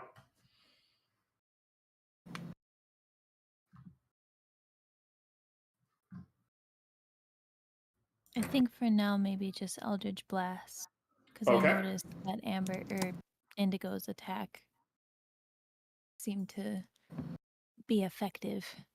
Okay, go for it.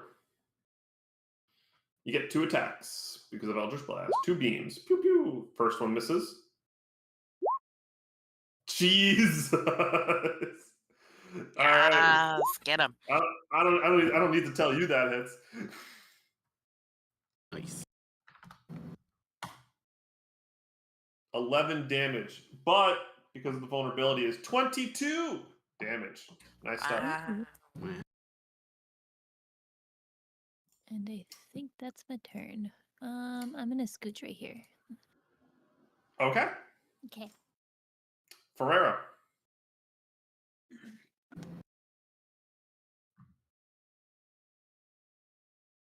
Ellen, I have a quick question. Sorry. Can I give the Yeah. armor of Agathis to anyone, or is that strictly to only give myself?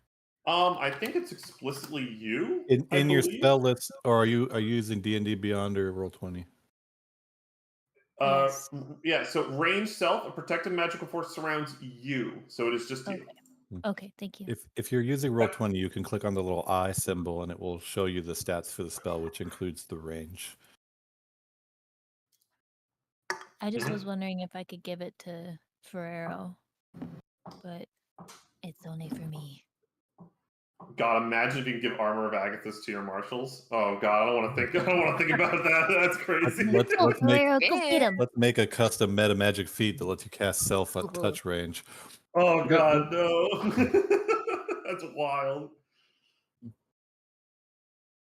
I don't even want to think about the effects that can have. Oh man, you cast Spirit Guardians on your martial character and they run in. Is it bad that I do that with my cleric? Listen, everybody does it with their cleric, all right? That's what I'm about to do it with my cleric. Yeah. I'm out of melee range this turn, but we'll see how it goes. Yeah, Spirit Guardians is super nuts. Yeah, sorry, go ahead.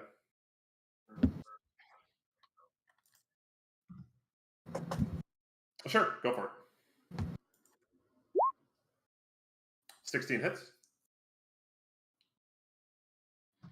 11. 22 hits.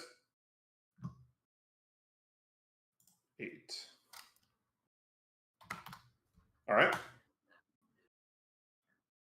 Cool.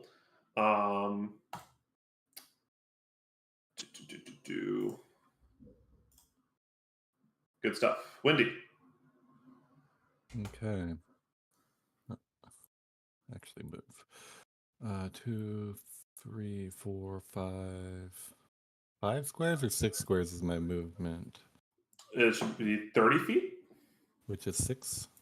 Yep. Okay. Friend, it doesn't have to end this way. This is not going well for you. You can leave before it's too late. Friend. So cute. Damn, told the dead. All right, wisdom saving throw. Ha! I got a 4. If he counts as a snake, he does understand me, by the way. Oh yeah, because you have parcel tongue. Yeah. Can it speak back to you? Remind me. Yeah. I mean, it's basically the game mechanics say it's basically animal friendship, the cantrip or the first level spell. But I don't know how you want to make that work. Snake's intelligence is 4 higher. The spell fails. Okay. Otherwise, the snake must succeed a wisdom saving throw to be charmed for the spell's duration. I have to spend an action to do that too. Sorry. Yeah. Okay. Then let's see. Is Toll the Dead in action? Yeah, it is. Yeah, you know what? I'll do that. I'm gonna use my action to do that instead of Toll the Dead. Yeah, sure. Let's see. Okay, must see and hear you. If the snake's intelligence for higher, okay. The spell fails. Okay. Worth a try. That's fair. I'm done. Okie dokie. All right. Well, on the snake's turn, it's gonna slither up to the group. Bear in mind, because of the size of this creature, it can't occupy the same space as medium creatures.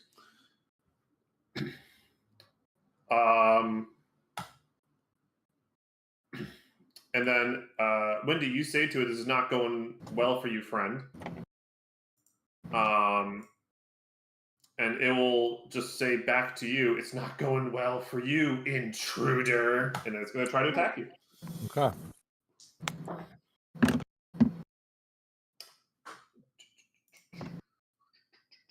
Your AC is... Oop, that hits. Cool. So first hit. Tries to bite you. You take 14 points of piercing damage on the first attack.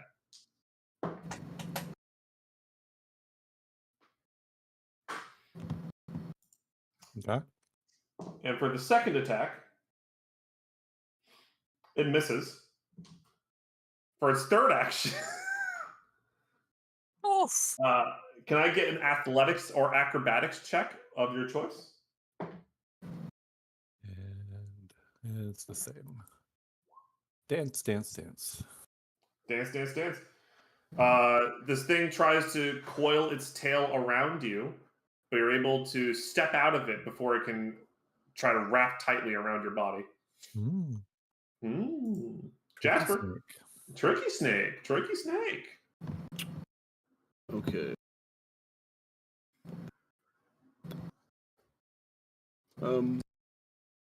Where's Chard at? Oh, where's Chard at? Well, bring him out. Hey, Rube!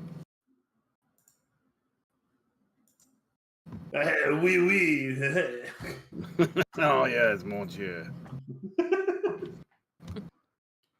By the way, what? Really fun meta context I thought about for a long time about like what changes when he does this. I thought about saying, by the way, Chard no longer has that weird accent. He has now a much weirder accent.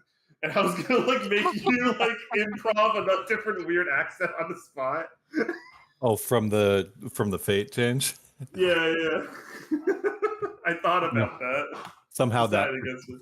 that specific demon isn't your familiar anymore, and you have a different one. Yeah, it's not Chard anymore. Now it's someone. Exactly. It's fired. Now it's red. Now it's red Chard. Well, I'm going to attack now. Doink. 17. Quick actually, this is a quick little rules discussion thing, because I remember this happened with the other party as well. So we do have flanking, all right, but do we want to run flanking as direct opposites or diagonal opposites? I figured there's somebody on the opposing side. Yeah. I would say for when there's differences in size, anything anywhere along this side of the enemy would flank with anything along this side of the enemy. That's what sounds right to me. What do you guys think? But I don't know how that affects things inside the enemy space. I don't think that counts as flanking because you're dealing with moving around it as also. So the only reason I'll say I'm hesitant to have it be like, oh, anything between this and this counts is large, just because that's, for large creatures, that is incredibly easy to proc in terms of movement. Yeah, that's true. So that's why I was thinking like, oh, it could either be like diagonal opposites where it's like something, let's like say like this or something. Or it could just be direct opposites where it would just be like just in a straight line. I'll go for straight line. I still have Straight the question line. about what do you do when they're inside the space though? Does that count at all, or does it just I would say it does count. I would just like snap them to like the closest square, right? So say like in this case, I would say it has advantage or something. Got it. Right? That sounds fine. Yeah. Okay. So we're good. It would still go for like the full angle, like that would still work too, right? Yeah, full angle, it would still work. Yeah. But then like this wouldn't work. Yeah. Right. Okay. Yeah, that makes sense, Alan. Like, yeah, for large creatures, it gets really tricky. I can see that. Yeah, but like we should be able to access like just because we're slightly on different sides. Like, yeah, because advantage is one of those things that's like I've had a long talk with one of my other friends about the impact of flanking and how it's like, man, it really makes it getting advantage incredibly easy. Mm-hmm. Whereas like before, it's like, oh, how do you give marshals advantage? Like, oh, like one of your spellcasters can cast fairy fire. Maybe someone can use shove to make them prone. Maybe someone can like use command grovel to make them prone. And then it's like with flanking, it's just I move to the other side. I get it. Yeah. Which, I mean, it all depends on the group and what they want, right? Which personally, I'm in the camp of do what you want. What kind of game do you want to play with the tactical choices and all that? You know. Sure. Yeah. But also with our group specifically too, though, we don't have a lot of people that can safely engage in melee combat. So the ones that can need all the help they can get, you know? that's very true. For sure. Yeah. Anyway. So 17. 17 hits, yes. Okay, perfect. So Constitution saving throw or no? No, it doesn't mean the poison. Okay. Then I will cast. Let me see. I can't possibly imagine what he's about to do here. Is it gonna be Eldritch Blast? Surprise. Just 1 second. Might not be. Might not be. What? Yeah, that's right. Yeah. That's illegal. I like to switch it up. You can't do that. That's illegal. Delete. You have more than one spell? Well, sort of, but you know. 1.5. With Warlock spell slots, you might as well only have one spell. It's Eldritch Kapow. Let's mix it up. Hex! Oh my god! You can't do that. Because the attack... Yeah, it's a bonus action, correct. Cast. 1 second. Let me see. I'm gonna go over here. Ha ha! You didn't see that coming, did you? God damn it! Yeah. Man, damn it! Sword burst. Oh, okay. Interesting. Sure. 1 second. We'll put that up in. Bam. Yep. No, I'm aware of Sword Burst. Okay. Yeah, Ryan has it in the other campaign, so I'm Perfect. I do that a lot. That looks fun. It is fun. It fails. Vulnerable to full force damage. Does force damage do double? You said. Force damage deals double. I did indeed say that, so it takes 12. Wow. Oh yeah. These old brittle bones. Oh, the brittle bones. Cool. And that is my action. Cool. All right, on Skippy's turn, he's really afraid of hitting people, so he's going to step over here and he's going to cast Magic Missile at the first level. Boop. Wow. Hey. Wow. Also force damage. Skip. Also force damage. This would be +3 because technically each beam is d4 +1, so this is 14 damage. This is 28 damage. I mean, I'll Damn. put a nice dent in him there. Yep. Damn, Skippy. Damn. Damn What are you Skippy. doing? Damn, Skippy. All right. But that's all he's going to do. Indigo. I am having a decision over here. I am going to. You know what? I'm gonna Eldritch Blast. I was gonna try and do something a little more fun than that, but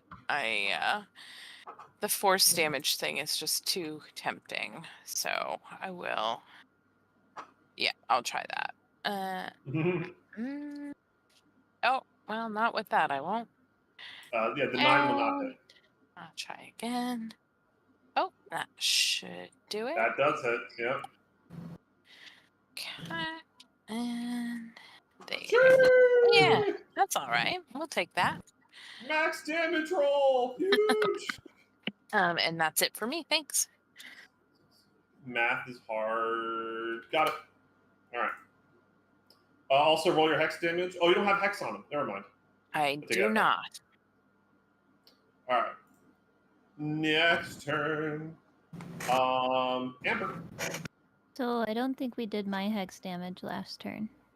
Did you hit it? Yes. You did? Oh yeah, you did. That was a crit. Yeah, roll. Just go ahead and roll a d6 now then.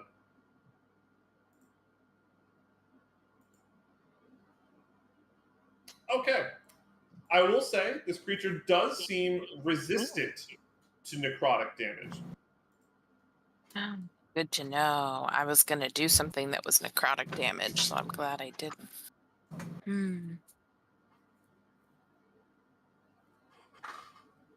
But it is your normal turn now, Amber. What would you like to do?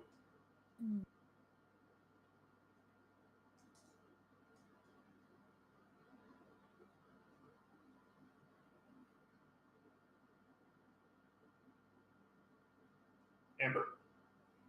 Sorry, I'm just looking at my character sheet. Oh, okay.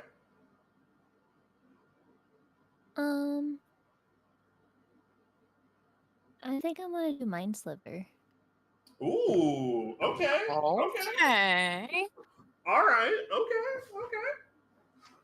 That is an intelligence saving throw. Ooh, you got a 5. Do you want to go ahead and roll the damage for me? 2 psychic damage. Oh, bottom rolls on both. Unfortunate. Yeah. Still good, though. Every bit helps. Chip away. And if I recall, it gets a minus D4, I believe, on its next saving throw. Yeah, I think that's right. Yes. Okay. All right, is that your turn?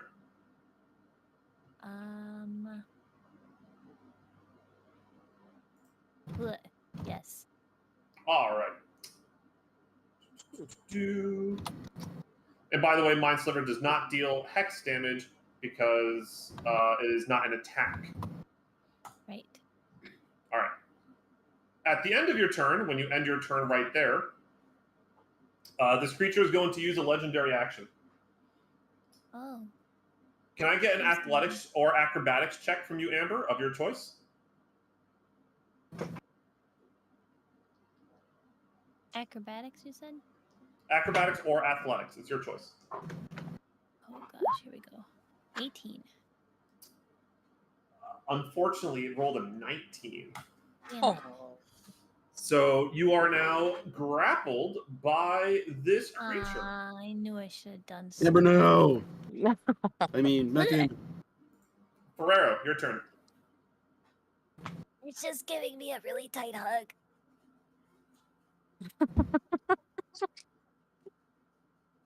All right, go for it. You have an advantage because of the flank. That one will not hit, unfortunately. Right, yep. That's the +6. Yep, that'll hit. 13.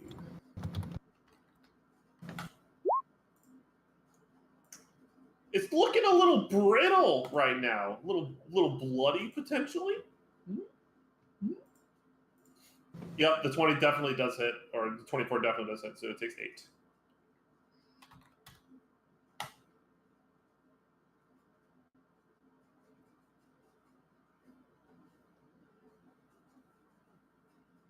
Is that your whole turn? Yes, that's.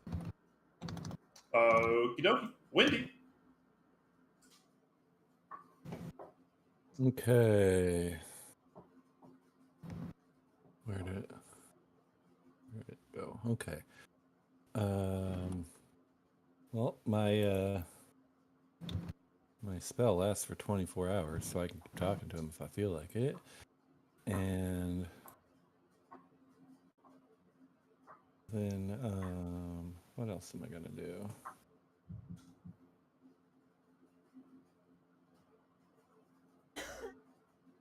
I think I will do a spiritual weapon. Okay. The 9 will not hit. Okay. And then I will just do a regular attack.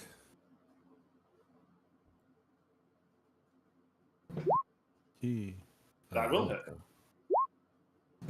hit. 4. In addition to force damage, it seems like bludgeoning damage is also particularly effective against it. Thought as much.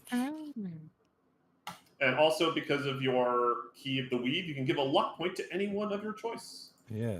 Who? I can't. All the luck points got reset to 0 on the map. So who's That's low on true. luck points? Who's low on luck points? Oh, we have not. Man, I need to get better at keeping track of luck points. My bad, folks. I keep track on my own sheet, but yeah. So I don't need them. Jasper had 2. Wendy had 3. Ferrer had 4. Jasper gets 1. Amber had 3. Indigo has 0. I already picked Jasper. That's fair enough. Thanks, Wendy. Yeah, Damon. Damn. You did fail your spiritual weapon attack, so that is a luck point. I need to get better at that. Okay, thank you. I forget what triggers getting luck points. It's a failing a save and throw or attack. Okay. Yep. And is that your whole turn? Okay. That is my turn. Great. Amber, you're currently grappled by this thing, right? Yeah.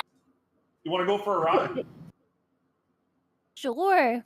No, say no. Cool. Cool. No. All right. After its like tail kind of wraps around you, it kind of hoists you up into the air, Whee! and then it starts swinging you around, Whoa. and it's gonna slam you into the ground on top of these mushrooms. Oh, those were supposed to be soft. It gets much worse. Because I'm not sure if you remember from all those sessions ago, but one of the guys in town told you that the mushrooms that you find in the desert are very dangerous and extremely poisonous. Oh no, Amber. That makes So- me So think wait, of the something. snake Now you're is gonna venomous? poison me? Poison? The mushrooms are poisonous? Yes, they would be. Trixie. I don't know the difference between those words. People have told me the difference between those words a million times. I don't care to learn. So. Oh. You get injected with poison as opposed to. Yeah. One bites you, one hurts you, and the other one you got to eat it. Yep. Yeah. Anyway, carry on. All right. Can I get a Constitution save and throw and BR? Maha. Maha. And do something. Oh. You got any luck points? I got 3. Hey, You can roll that. advantage. Do it, girl. You got this. If you want. You can spend 3 to reroll it. You might want to. This is about to hurt. Again. Oh, son of a. Oh no! Oh no! Guys. You went face first That and like doesn't swallowed count. some. Like, oh. Ba-dum-bum, ba-dum-bum. You're supposed to close your mouth when you land on the mushrooms. Sorry. Oh. I was All right. screaming on the way down. From getting slammed onto the ground. Uh-oh. All right, you take. This is not what the Constitution saving throws for. This is just a result of him slamming you to the ground while you're grappled. You take 11 bludgeoning damage. Okay. And Yeah. then Here. Quit it. As a result of the mushrooms exploding, this was what the Constitution saving throws for. Oh, that was a sounds lot like of a dice. mittful. That sounds like a mittful. That was a lot. You take 20 points of poison damage. Holy sh! Quit it. You're fine. You're Oh, wait. fine. Sorry, important detail. Is Chard immune to poison by any chance? Pretty sure he is. Just like, I'll check that. Please hold. What was that? I said, Please please hold. hold. Okay. Damage immunity my is poison God. and fire. All right, Yes, cool. Condition yes, he immunity- does look like immunity an is angry poison. baseball. Because he is in the blast damage of like the poison cloud that comes out of these mushrooms, but he's not affected. So just to paint a picture of what the rest of you just saw, the snake just hoisted Amber up into the air, started swinging her around, slammed her onto this bed of mushrooms, and you don't even see the impact of her hitting the ground. It just erupts into like this poison cloud.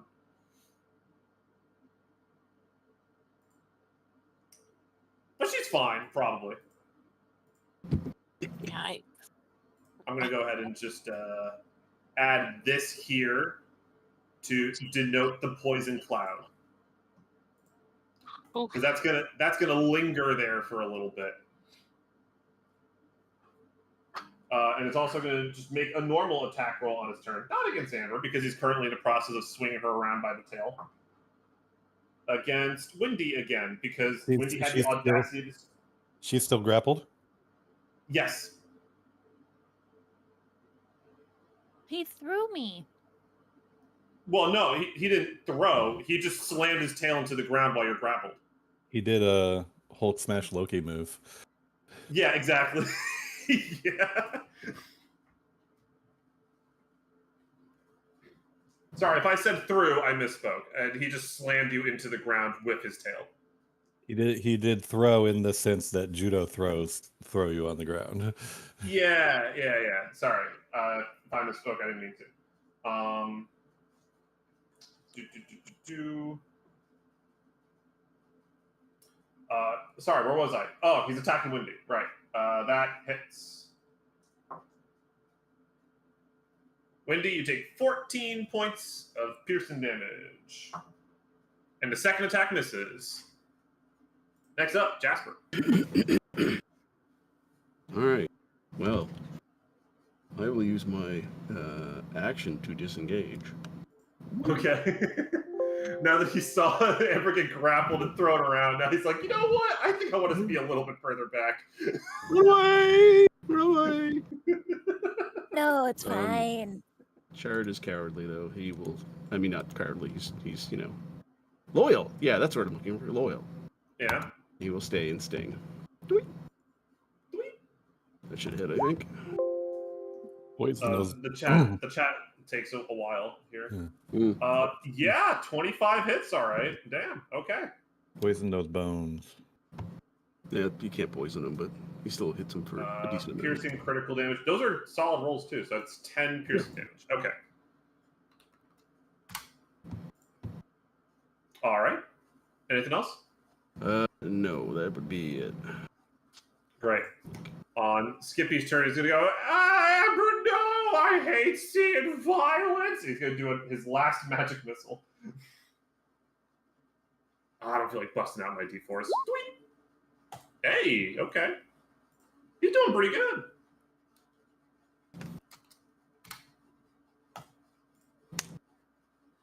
Alright, and that will be his turn. Indigo. Alright. I think I am going to... I'm gonna Eldritch Blast again. That's wild. Again, I was gonna do something else, but I've again changed my mind, so... Okay. What's that? That hits.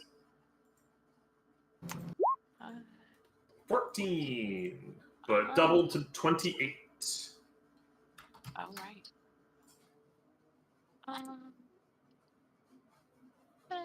No bueno. I'm like 1 and 1. Yeah. You get a luck point. Oh, right. Thanks. Yay. Oh, Amber, you also got a luck point because of the failed saving throw. Oh, sweet. How much poison damage did Amber take on her turn?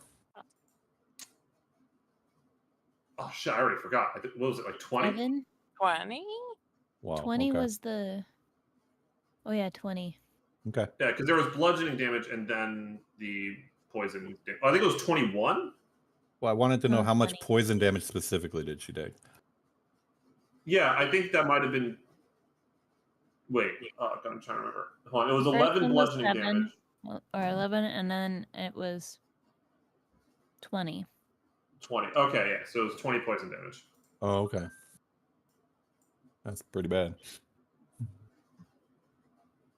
On the bright side, these poisonous mushrooms are not here anymore. No. Because they just all exploded into a cloud. You're welcome. I'm coming, Amber. All right. Amber, your turn. If you want to try to break out of the grapple, that will be an action. What do I Lego, have to my do for friend. it? Sorry, what was the question?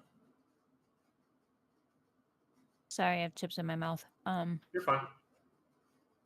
What do I have to do for the... It's a strength? Acrobatics or athletics check.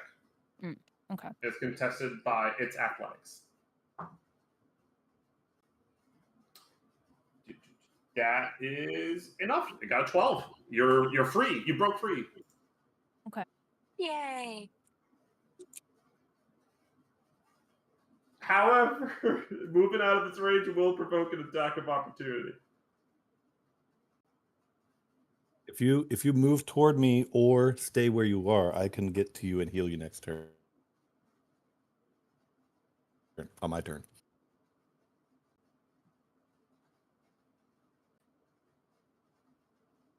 Like move around him? You don't have to. I mean, I was planning on coming to you even if you stayed grappled. So I was just trying to get out of the poison cloud. okay, that's fine. Yeah, you want to be out of the poison cloud. I'm immune to it. So, Yeah. but yeah. I don't have a lot of health left.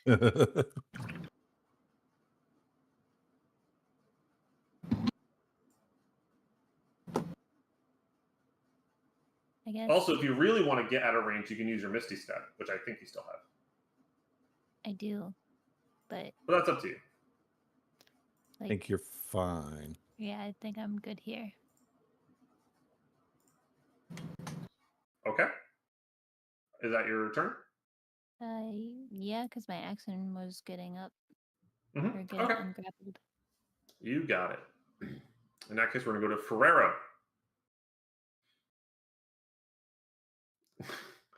Attack. 23 hits. 9. 23 still hits. 7. 2 slashes. This creature is looking quite weak. Like it's on its last leg, if it had any legs to begin with. Windy. Snakes have vestigial legs. Okay. You leave my friends alone. I told you this isn't going well for you. I just wish we would have went on a real vacation. Like a real beach with the real sand, not this. I'm upcasting Cure Wounds at level 3. Whoa. Damn. Okay. So that'll bring her. That should bring her back up into a safe range here. That's a total of 20. 20 healing. Yeah. Damn. Whoa, thank you. Completely reverted all the poison damage. Yeah, and then my spiritual weapon is still around here somewhere, so I'll strike with that as well. Wow. Yeah, that hits. And that doubles to 10. And I'm done. Wendy, do you want to describe how this creature dies as it's stabbed by your quill spiritual weapon? It shoots right into the joint between its neck and the head and just like pops the skull off onto the ground. Oh, sweet. All right. The quill goes right in there. The whole coil of the snake kind of just goes down as Skippy seems kind of relieved. He goes, "Oh, I'm so glad that's over." The skull lands right next to him on the ground, barely missing. He goes, "Ah!" No. All right, that combat's over. That was fun. I had fun. Well done, guys. Yeah. Best angry baseball. Oh.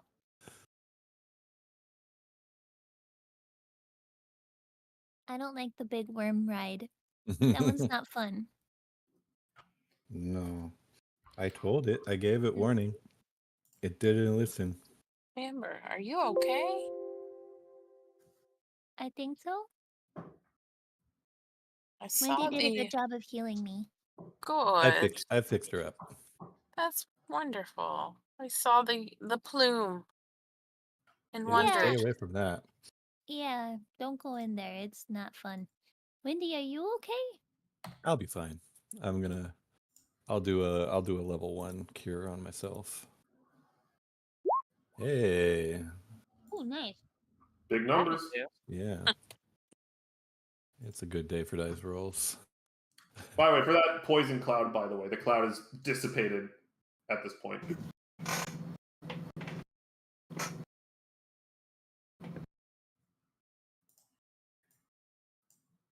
Okay. We continue on? Yeah. Do we want to get anything from the snake? Does any part of it look like it's like malleable in any Search capacity? the body. I mean, I'm assuming he It's doesn't held have together by pockets. diamonds. is a giant skeleton snake. Okay. And yeah, there's no pockets. There's not really much to loot around here. However, have like eyes or anything that we could pop out or no. I don't know. Okay. How schmever. Uh-oh. If you all remember from when you interacted with the weird, creepy guy who's trying to sell you stuff when you first came to the desert, he mentioned some of the natural hazards that if you're bold, you can try to harvest them to sell it to him later, and he can maybe turn it into some magic items. Mushroom parts? Mushroom parts, or these trees that look like they're on fire. The ones that he said has like lava inside of the tree itself. If you wish to try to harvest them for resources, you may. Well, theoretically, we should be able to harvest these mushrooms pretty easily. They're gone. They've been destroyed. Oh, are they gone? Okay, been... I thought maybe they were just like the poison. Yeah, I kind of ruined that. I'm sorry. There's 2 more clusters on the other side of the river, though. As you are wondering, I wonder if we can harvest these mushrooms, you look back and you just see an amber-sized imprint onto the mushrooms, as also all the mushrooms just look like they've just been deflated. Fair, fair.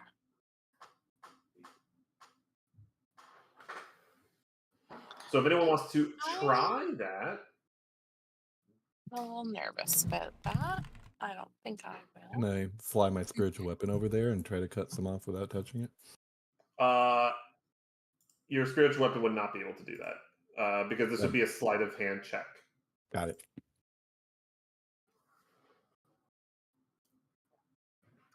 So someone would have to get a little close if they want.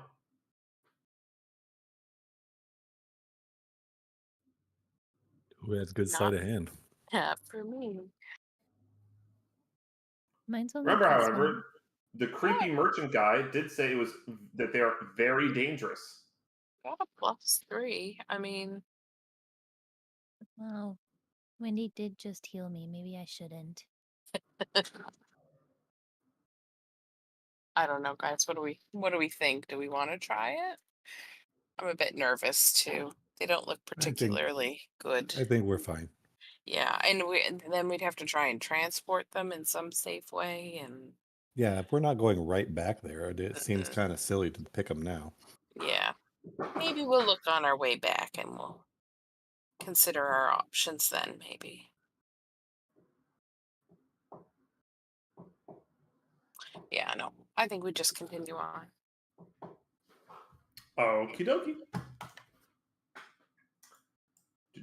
Good times. Let me clear the initiative order. Give me a second.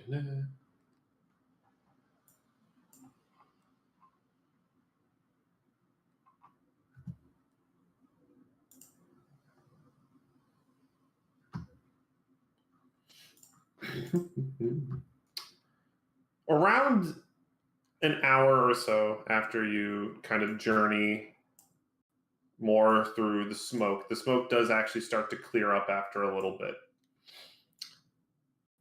It's still lightly obscured, so you would still have disadvantage on, say, things like perception checks, right? But it's not nearly as no visibility as it was prior. You keep following the directions. Skippy kind of feels like he's going on autopilot, that he says he kind of remembers his path, but not really. He gets these flashes of memory that he's not really able to explain until you arrive at probably one of the strangest sights that many of you have probably seen in your life. You arrive at a site where it looks like a large dragon skeleton is poking out of the ground. Ooh. Now I've played Skyrim. Mm. No, we're I mean- collecting these bones. Technically, we fought the top half of this already. Not wrong.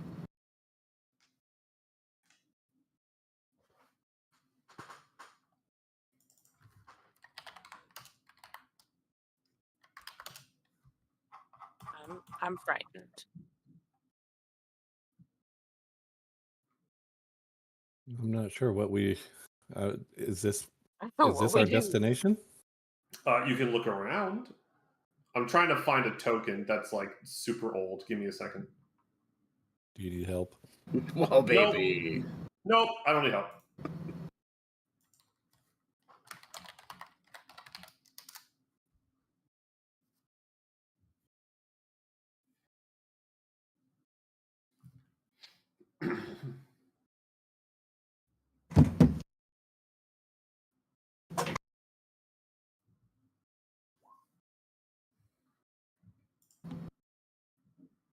Detect magic. That's crazy. What's the range on I'm this? gonna do this as a ritual, so it'll take 10 Okay, you got minutes. 30 feet. And then it only it's a 30-foot visual range, and it will only last for 10 minutes on concentrations. But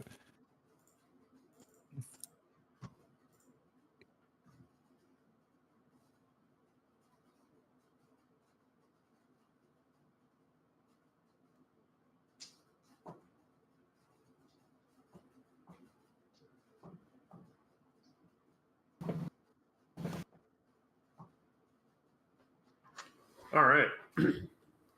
While you're casting that, the rest of you are kind of just walking around this thing, giving it a good look. Looking at some of these weird kind of black stone structures that seem to be coming out of the ground, almost like they were just made there. Amber, can I have a perception check? Oh, okay. Yeah, oh, okay.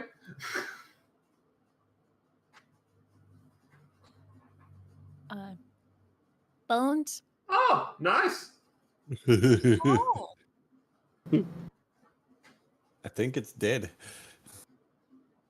It's dead. Yep, that's for I sure. think this died like last week. Is this a dragon? No, I don't think so. um, It's a big cat. Oh, okay. all right. Well, Amber, as you're kind of walking around a little bit, you walk past one of these stone structures that are kind of poking out of the ground a little bit, and you hear someone behind you just go, Amber, Amber. Oh. Is that you? Nah, it'd be like coming from over here. So let's say you're like here.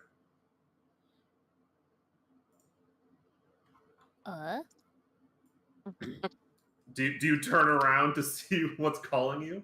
Yeah. Wild. All right.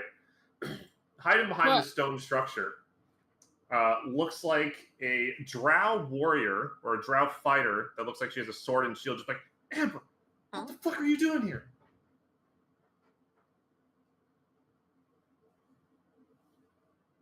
Oh. What'd you say? Who are you? What do you mean, who am I? Where the fuck have you been?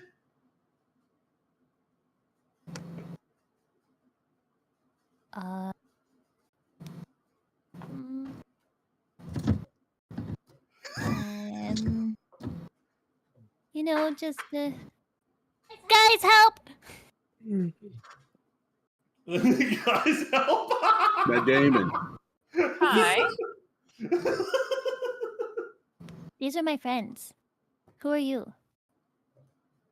Have you brainwashed her? She asked the rest of the group.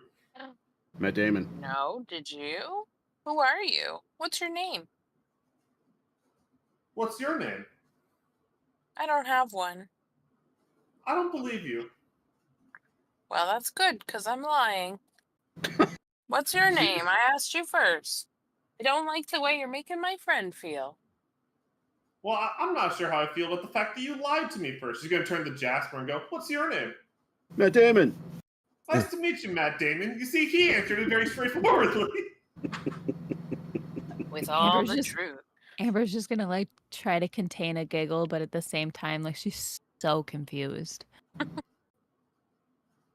Let me know when my ritual is done so I can participate also. I mean, you can cancel your ritual at any time once you hear shit No. going on. Okay, I guess that's true.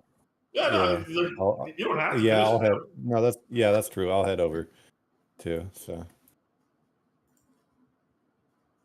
You don't look familiar to me. I'm sorry. So you have brainwashed her. Nobody's brainwashed me. Matt Damon. we have You're all been with- through many. You're all with Father Roberts, aren't you? Who? Father Listen. Roberts is the guy that one of the cultists It was was some- like, was Yeah. like, oh, I should go Oh. back and tell Father Roberts about this or something. know. Remember that? Okay. Uh-huh. We don't know any Father Bob. We do not. That is not. No. Nope. We're not with anybody. Who are you with? Give me a persuasion check. Oh, dear.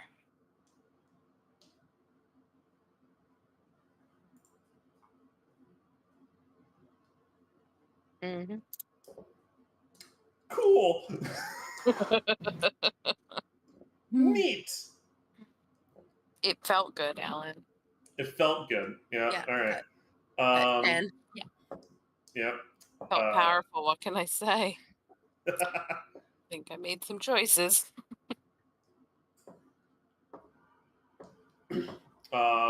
And then she'll go just like, Amber would not simply just forget about us. It must have been you that brainwashed her.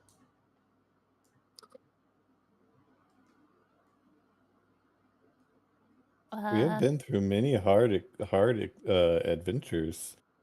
A lot has happened. If you care so much about what you say is your friend, why weren't you there for her like we were? I feel like you know why. Father Robert stole her from us. We don't know who Father Roberts is. I met Amber and the rest of my friends here in Tousee, and we support each other to survive.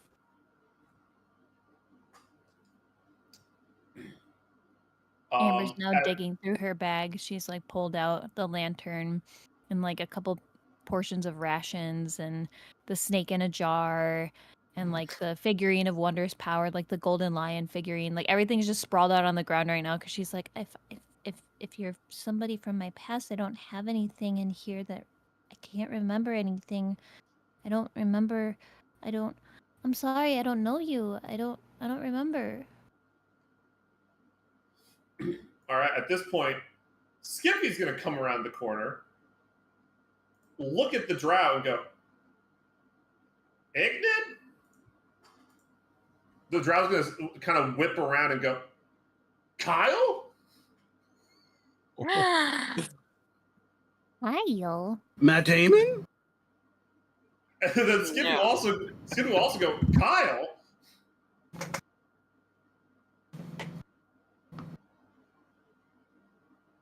I feel like we're in that Skippy, who's Spider-Man Kyle? movie. Kyle is... But you look exactly like... How do you know me if you're not Kyle? Quite frankly, I don't really know who I am. This is the first time I've heard a name referred to me that's not Skippy. Does Skippy have a real name? Oh, Skippy. So cute. Oh, Kyle. I'm fine. Love that journey for you, Skippy. I mean, Kyle. Kyle with an L. Which is why I found it very funny every time you called Kyle, because Kyle's a real character. I was holding on to Kyle for so long as you guys make that joke every time. Well, all right. Well, it seems like you do know these people. Why are you here? Are you okay? I live here, first of all, and she used to live here. Points to Amber. I don't know where he lives now. Points to Kyle. I used to live here, and Amber's gonna like turn around in a big circle and then sit back down on the ground and start stuffing her things back in her bag. There's no way I lived here. This place sucks. Outside of our home sucks, but our home is quite. I guess I should just take you there.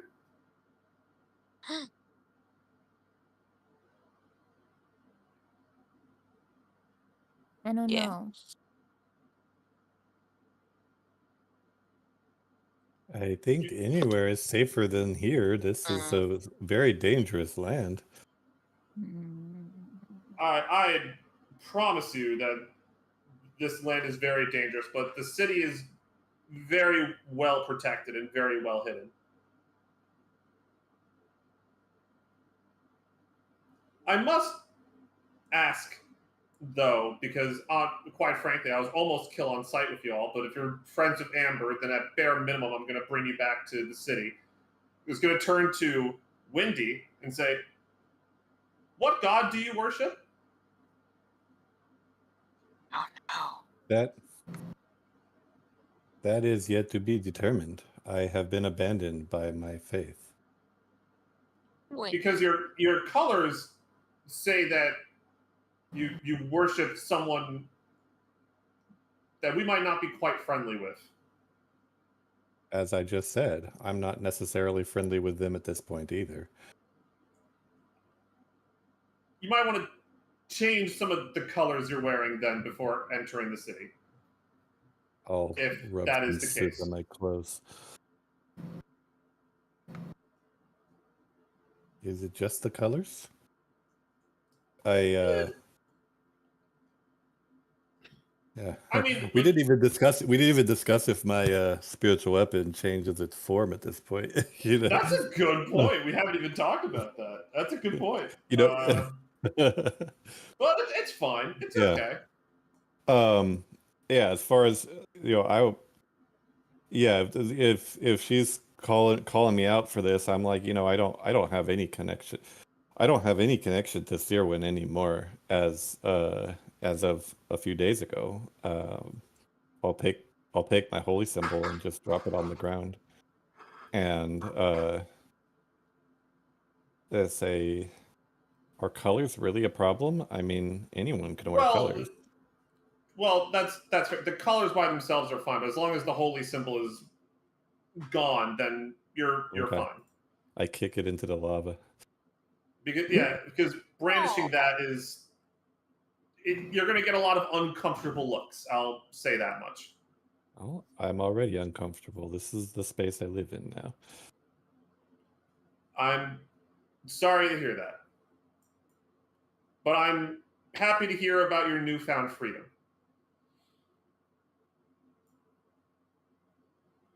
But I mean, I guess we should go back to the city and, and tell your mother. Well, not mother. She's not your mom. She's not. More like an adopted mother at the time. But I think it's better if I just show you.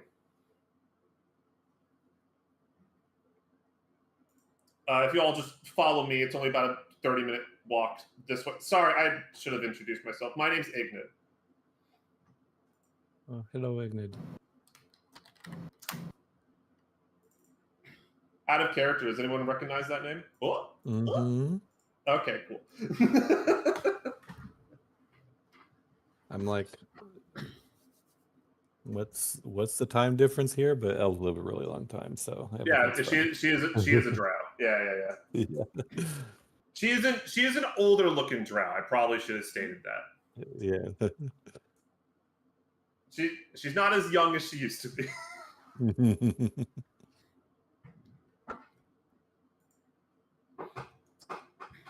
All right, but she'll just start walking, expecting you all to follow her then.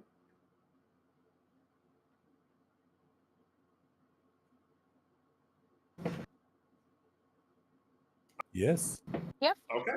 Yep. All right. As long as there's not giant bony snakes. All right. Perfect. You kind of because it's about a 30-minute walk. Do any of you want to ask her like any questions or talk to her about anything during this time? Who's Father Robert? I feel like possibly kind of our leader might want to explain things to you, but I can at least explain the basics to you. You were not born and raised with us per se. You were dropped off by Father Roberts, and he just kind of came by, and he said that you need a home and you need family or something like that, and we're more than accepting of people who need help. But unfortunately, after some time, you started to get kind of sick. You started to say that you were hearing things and voices, and you would see things that are not there. And then sometime after that started, we're pretty sure Father Roberts was the one who kidnapped you and took you away.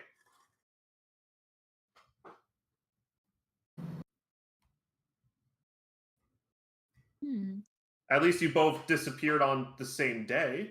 So that's the best assumption that we can make. I don't remember anything before waking up to a bunch of dead people around me. Up in That some place up in the mountains. that must have been very traumatic to see, I imagine. But then I ran away and then I found Indigo and Jasper, and I've just been with them since. I see. Well, I guess it's just simply the way it is. Honestly, I thought, like, we thought you would have just been dead. I'm quite frankly curious how you're even alive right now. Because Yeah. this might be a more troubling thing to hear, but you disappeared almost 60, 70 years ago. Well, that's a long time for a human. That's an incredibly long time for a human. We kind of, no offense, we kind of given up on looking for you.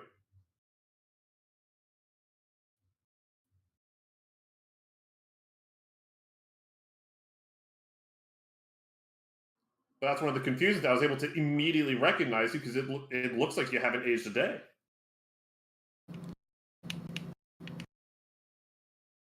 I wish I had answers for you. Maybe talking to the elder will maybe clear things up.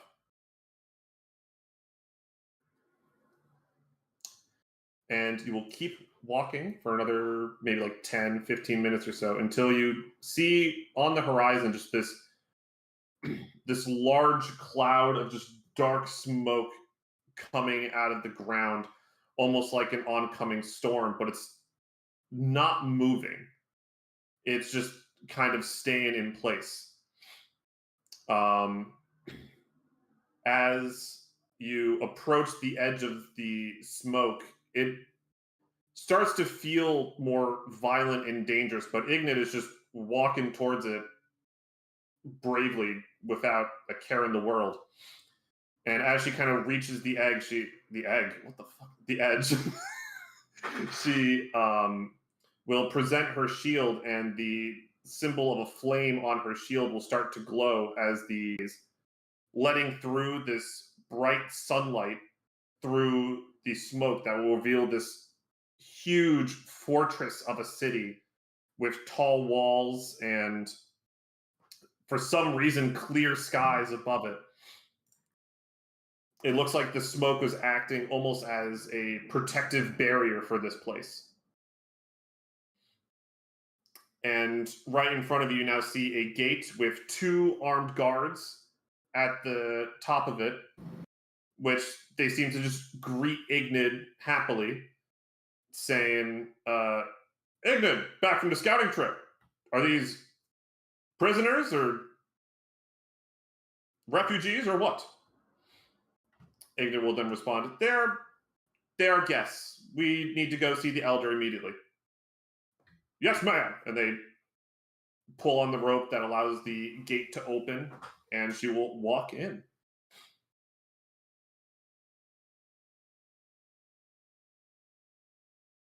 I'm assuming the rest of you are following. I'll follow in, yeah. Okay.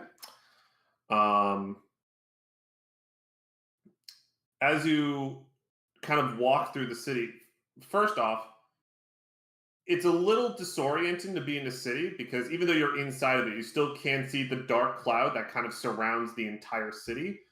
But you can also see the top of it and see like the bright sunlight and clear skies that are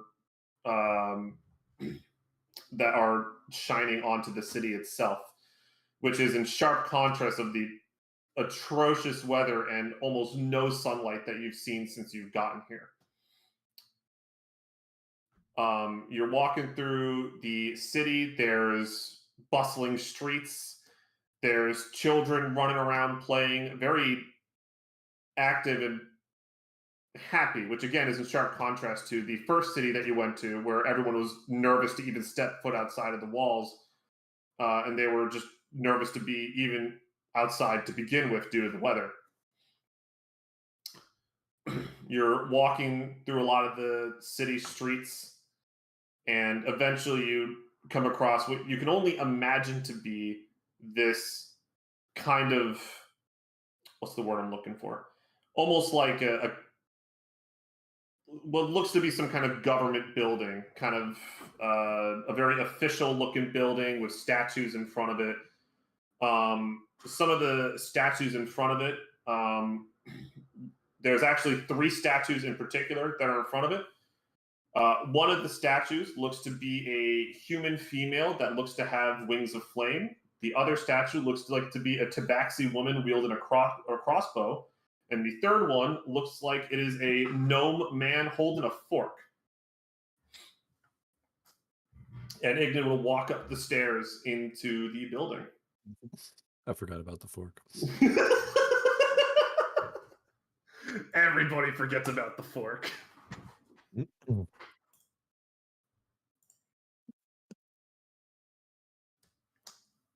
And I'm just going to assume that you're just going to keep following her through the building.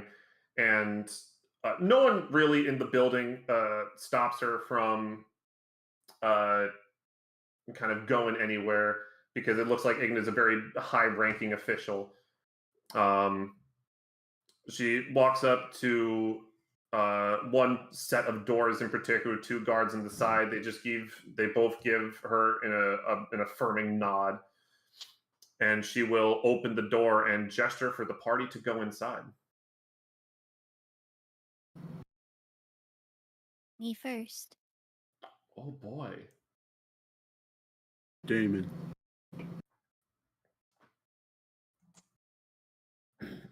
Yeah, you go in, you see a human female with black hair sitting at a desk, looking like she's just doing some paperwork, writing some stuff down. She doesn't really look up at you yet.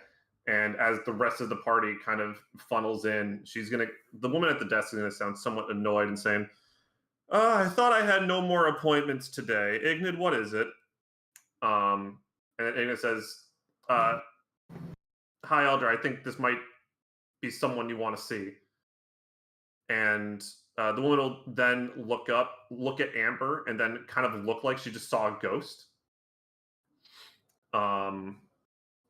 And she will kind of stand up, walk around the desk, and just look at Amber and ask, is it really you? I think so. She's just going to kind of like lunge towards you and just give you a massive hug. You can barely breathe. She's squeezing you a little bit too tight. Well, this is almost worse than the snake. And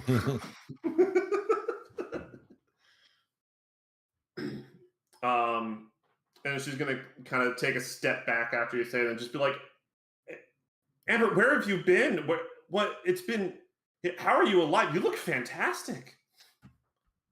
Thank you. Please take a seat.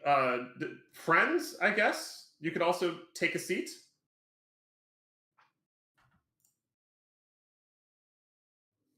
Who are you? Oh, sorry. Wait. What? Ignat will then pipe up and say, ma'am, she doesn't seem to remember anything about us, where she came from. I even asked about Father Roberts, and she said that she remembers nothing. The woman will look disappointed and just kind of go, oh, that's unfortunate. Well, okay, I guess I should just introduce myself then, especially at least to your friends. My name is Rose Halla. I am the High Elder of of a lot of the temples that worship Keorcha, as well as the High Elder of the Flame Guard. Well, I would say that we have a lot to catch up on, but if you don't remember anything, I'm not sure what to ask. Do you have questions for me? Do we know we were looking for the flame guard? Because that was something Kyle was leading us to. Yes, you did not know you were looking for the flame guard because, yeah, Kyle was just leading you in a random direction. Why do I name people like this? Fuck. Did tell you were going to the flame guard, but Kyle was just leading you in a direction towards where he thinks his memories are.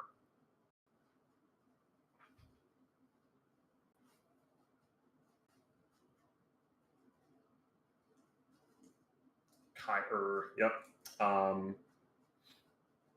And then, yeah, so she'll, so she's going to ask you, do you have any questions for me? I just noticed something. Kyle, why are you here? Pointing directly to Kyle, and he'll just go, I'm still processing the fact my name's Kyle. I think I'm in the same boat as her. And then she'll ask, Skippy. Do you know where any of your past compatriots might be? Have you seen Nazaire anywhere? And then Kyle your sense of humor has not changed. And then Skippy will just look very confused. And then Skippy will just go, I have no idea who you're talking about. I'm sorry. Again, I'm still registering the fact that my name is Kyle? No, it's Skippy.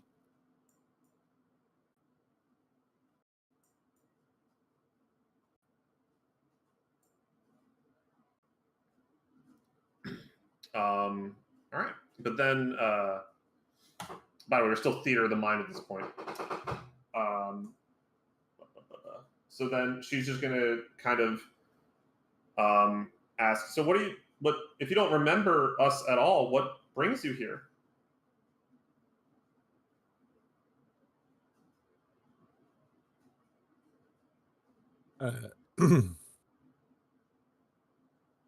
Skippy recently recovered some memories, and we were following clues in this direction. This is all we know. There is one more reason that you're here that Amber is aware of. Had a vision of a man, and he told me to come find him. And I know he's over here. What did this man look like? Small. He gave you a name. He did. Bitty Narbshard. Is that right? Bitty Narbshard. You got it. You got it. So I'm just going off memory. Sorry. But yeah, Amber will go like into as much detail as she can. She'll be like, he's in a chair with wheels, and he had a shock of white hair, and he was this small, gnomish man, and he seemed very powerful and very, very gentle and kind-hearted, like kind of like a grandpa, but cooler. Super grandpa. Rose will hear what you're saying and just kind of say, I actually know exactly who you're talking about. I have not heard him use that name in a very long time because he had several. But he is here, but I'm not sure how many answers you might be able to get from him. It's hard to say, but he's a very, very old for a gnome. He's not in the best of health, to say. He doesn't talk much more at all, so I'm not sure why he would tell you to come here. But I mean, I'm glad he did, just because now we get to see you again.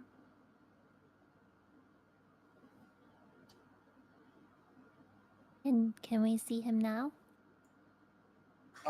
Yeah, I can take you to see him. It's a little bit down the road because he's at the hospital, but yeah, no, I can definitely do that for sure. Sorry, I'm still emotionally processing the fact that you're here because been so long. I'm surprised to see you're alive at all. Yeah, that's what she said. Right. It Ignat is.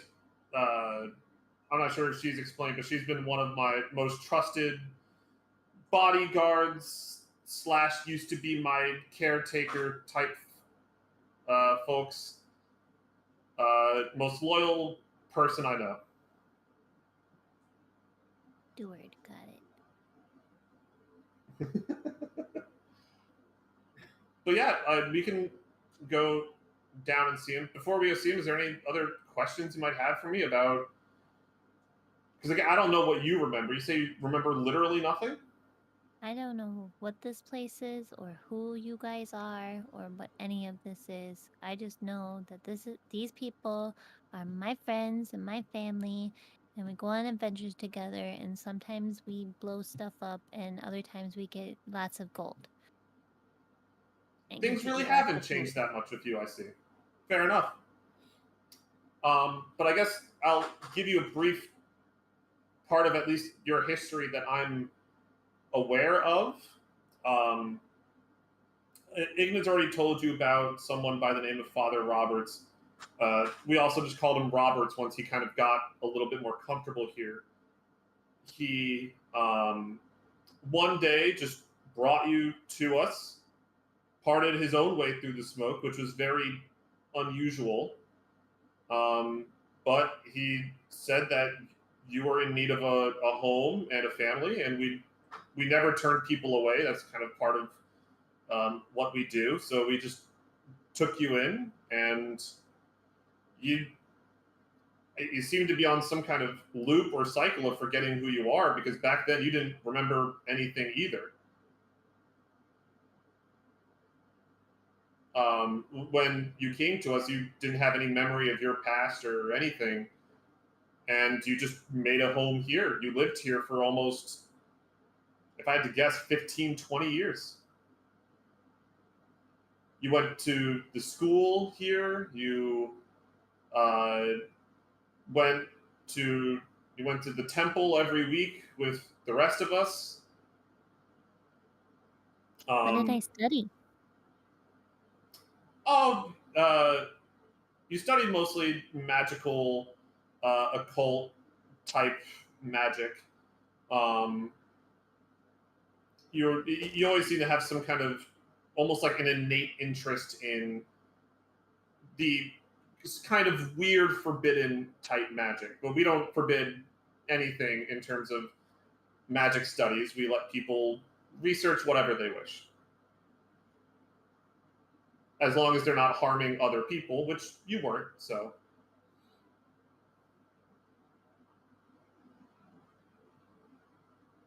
I just think magic is cool. to be to be fair, magic is quite cool.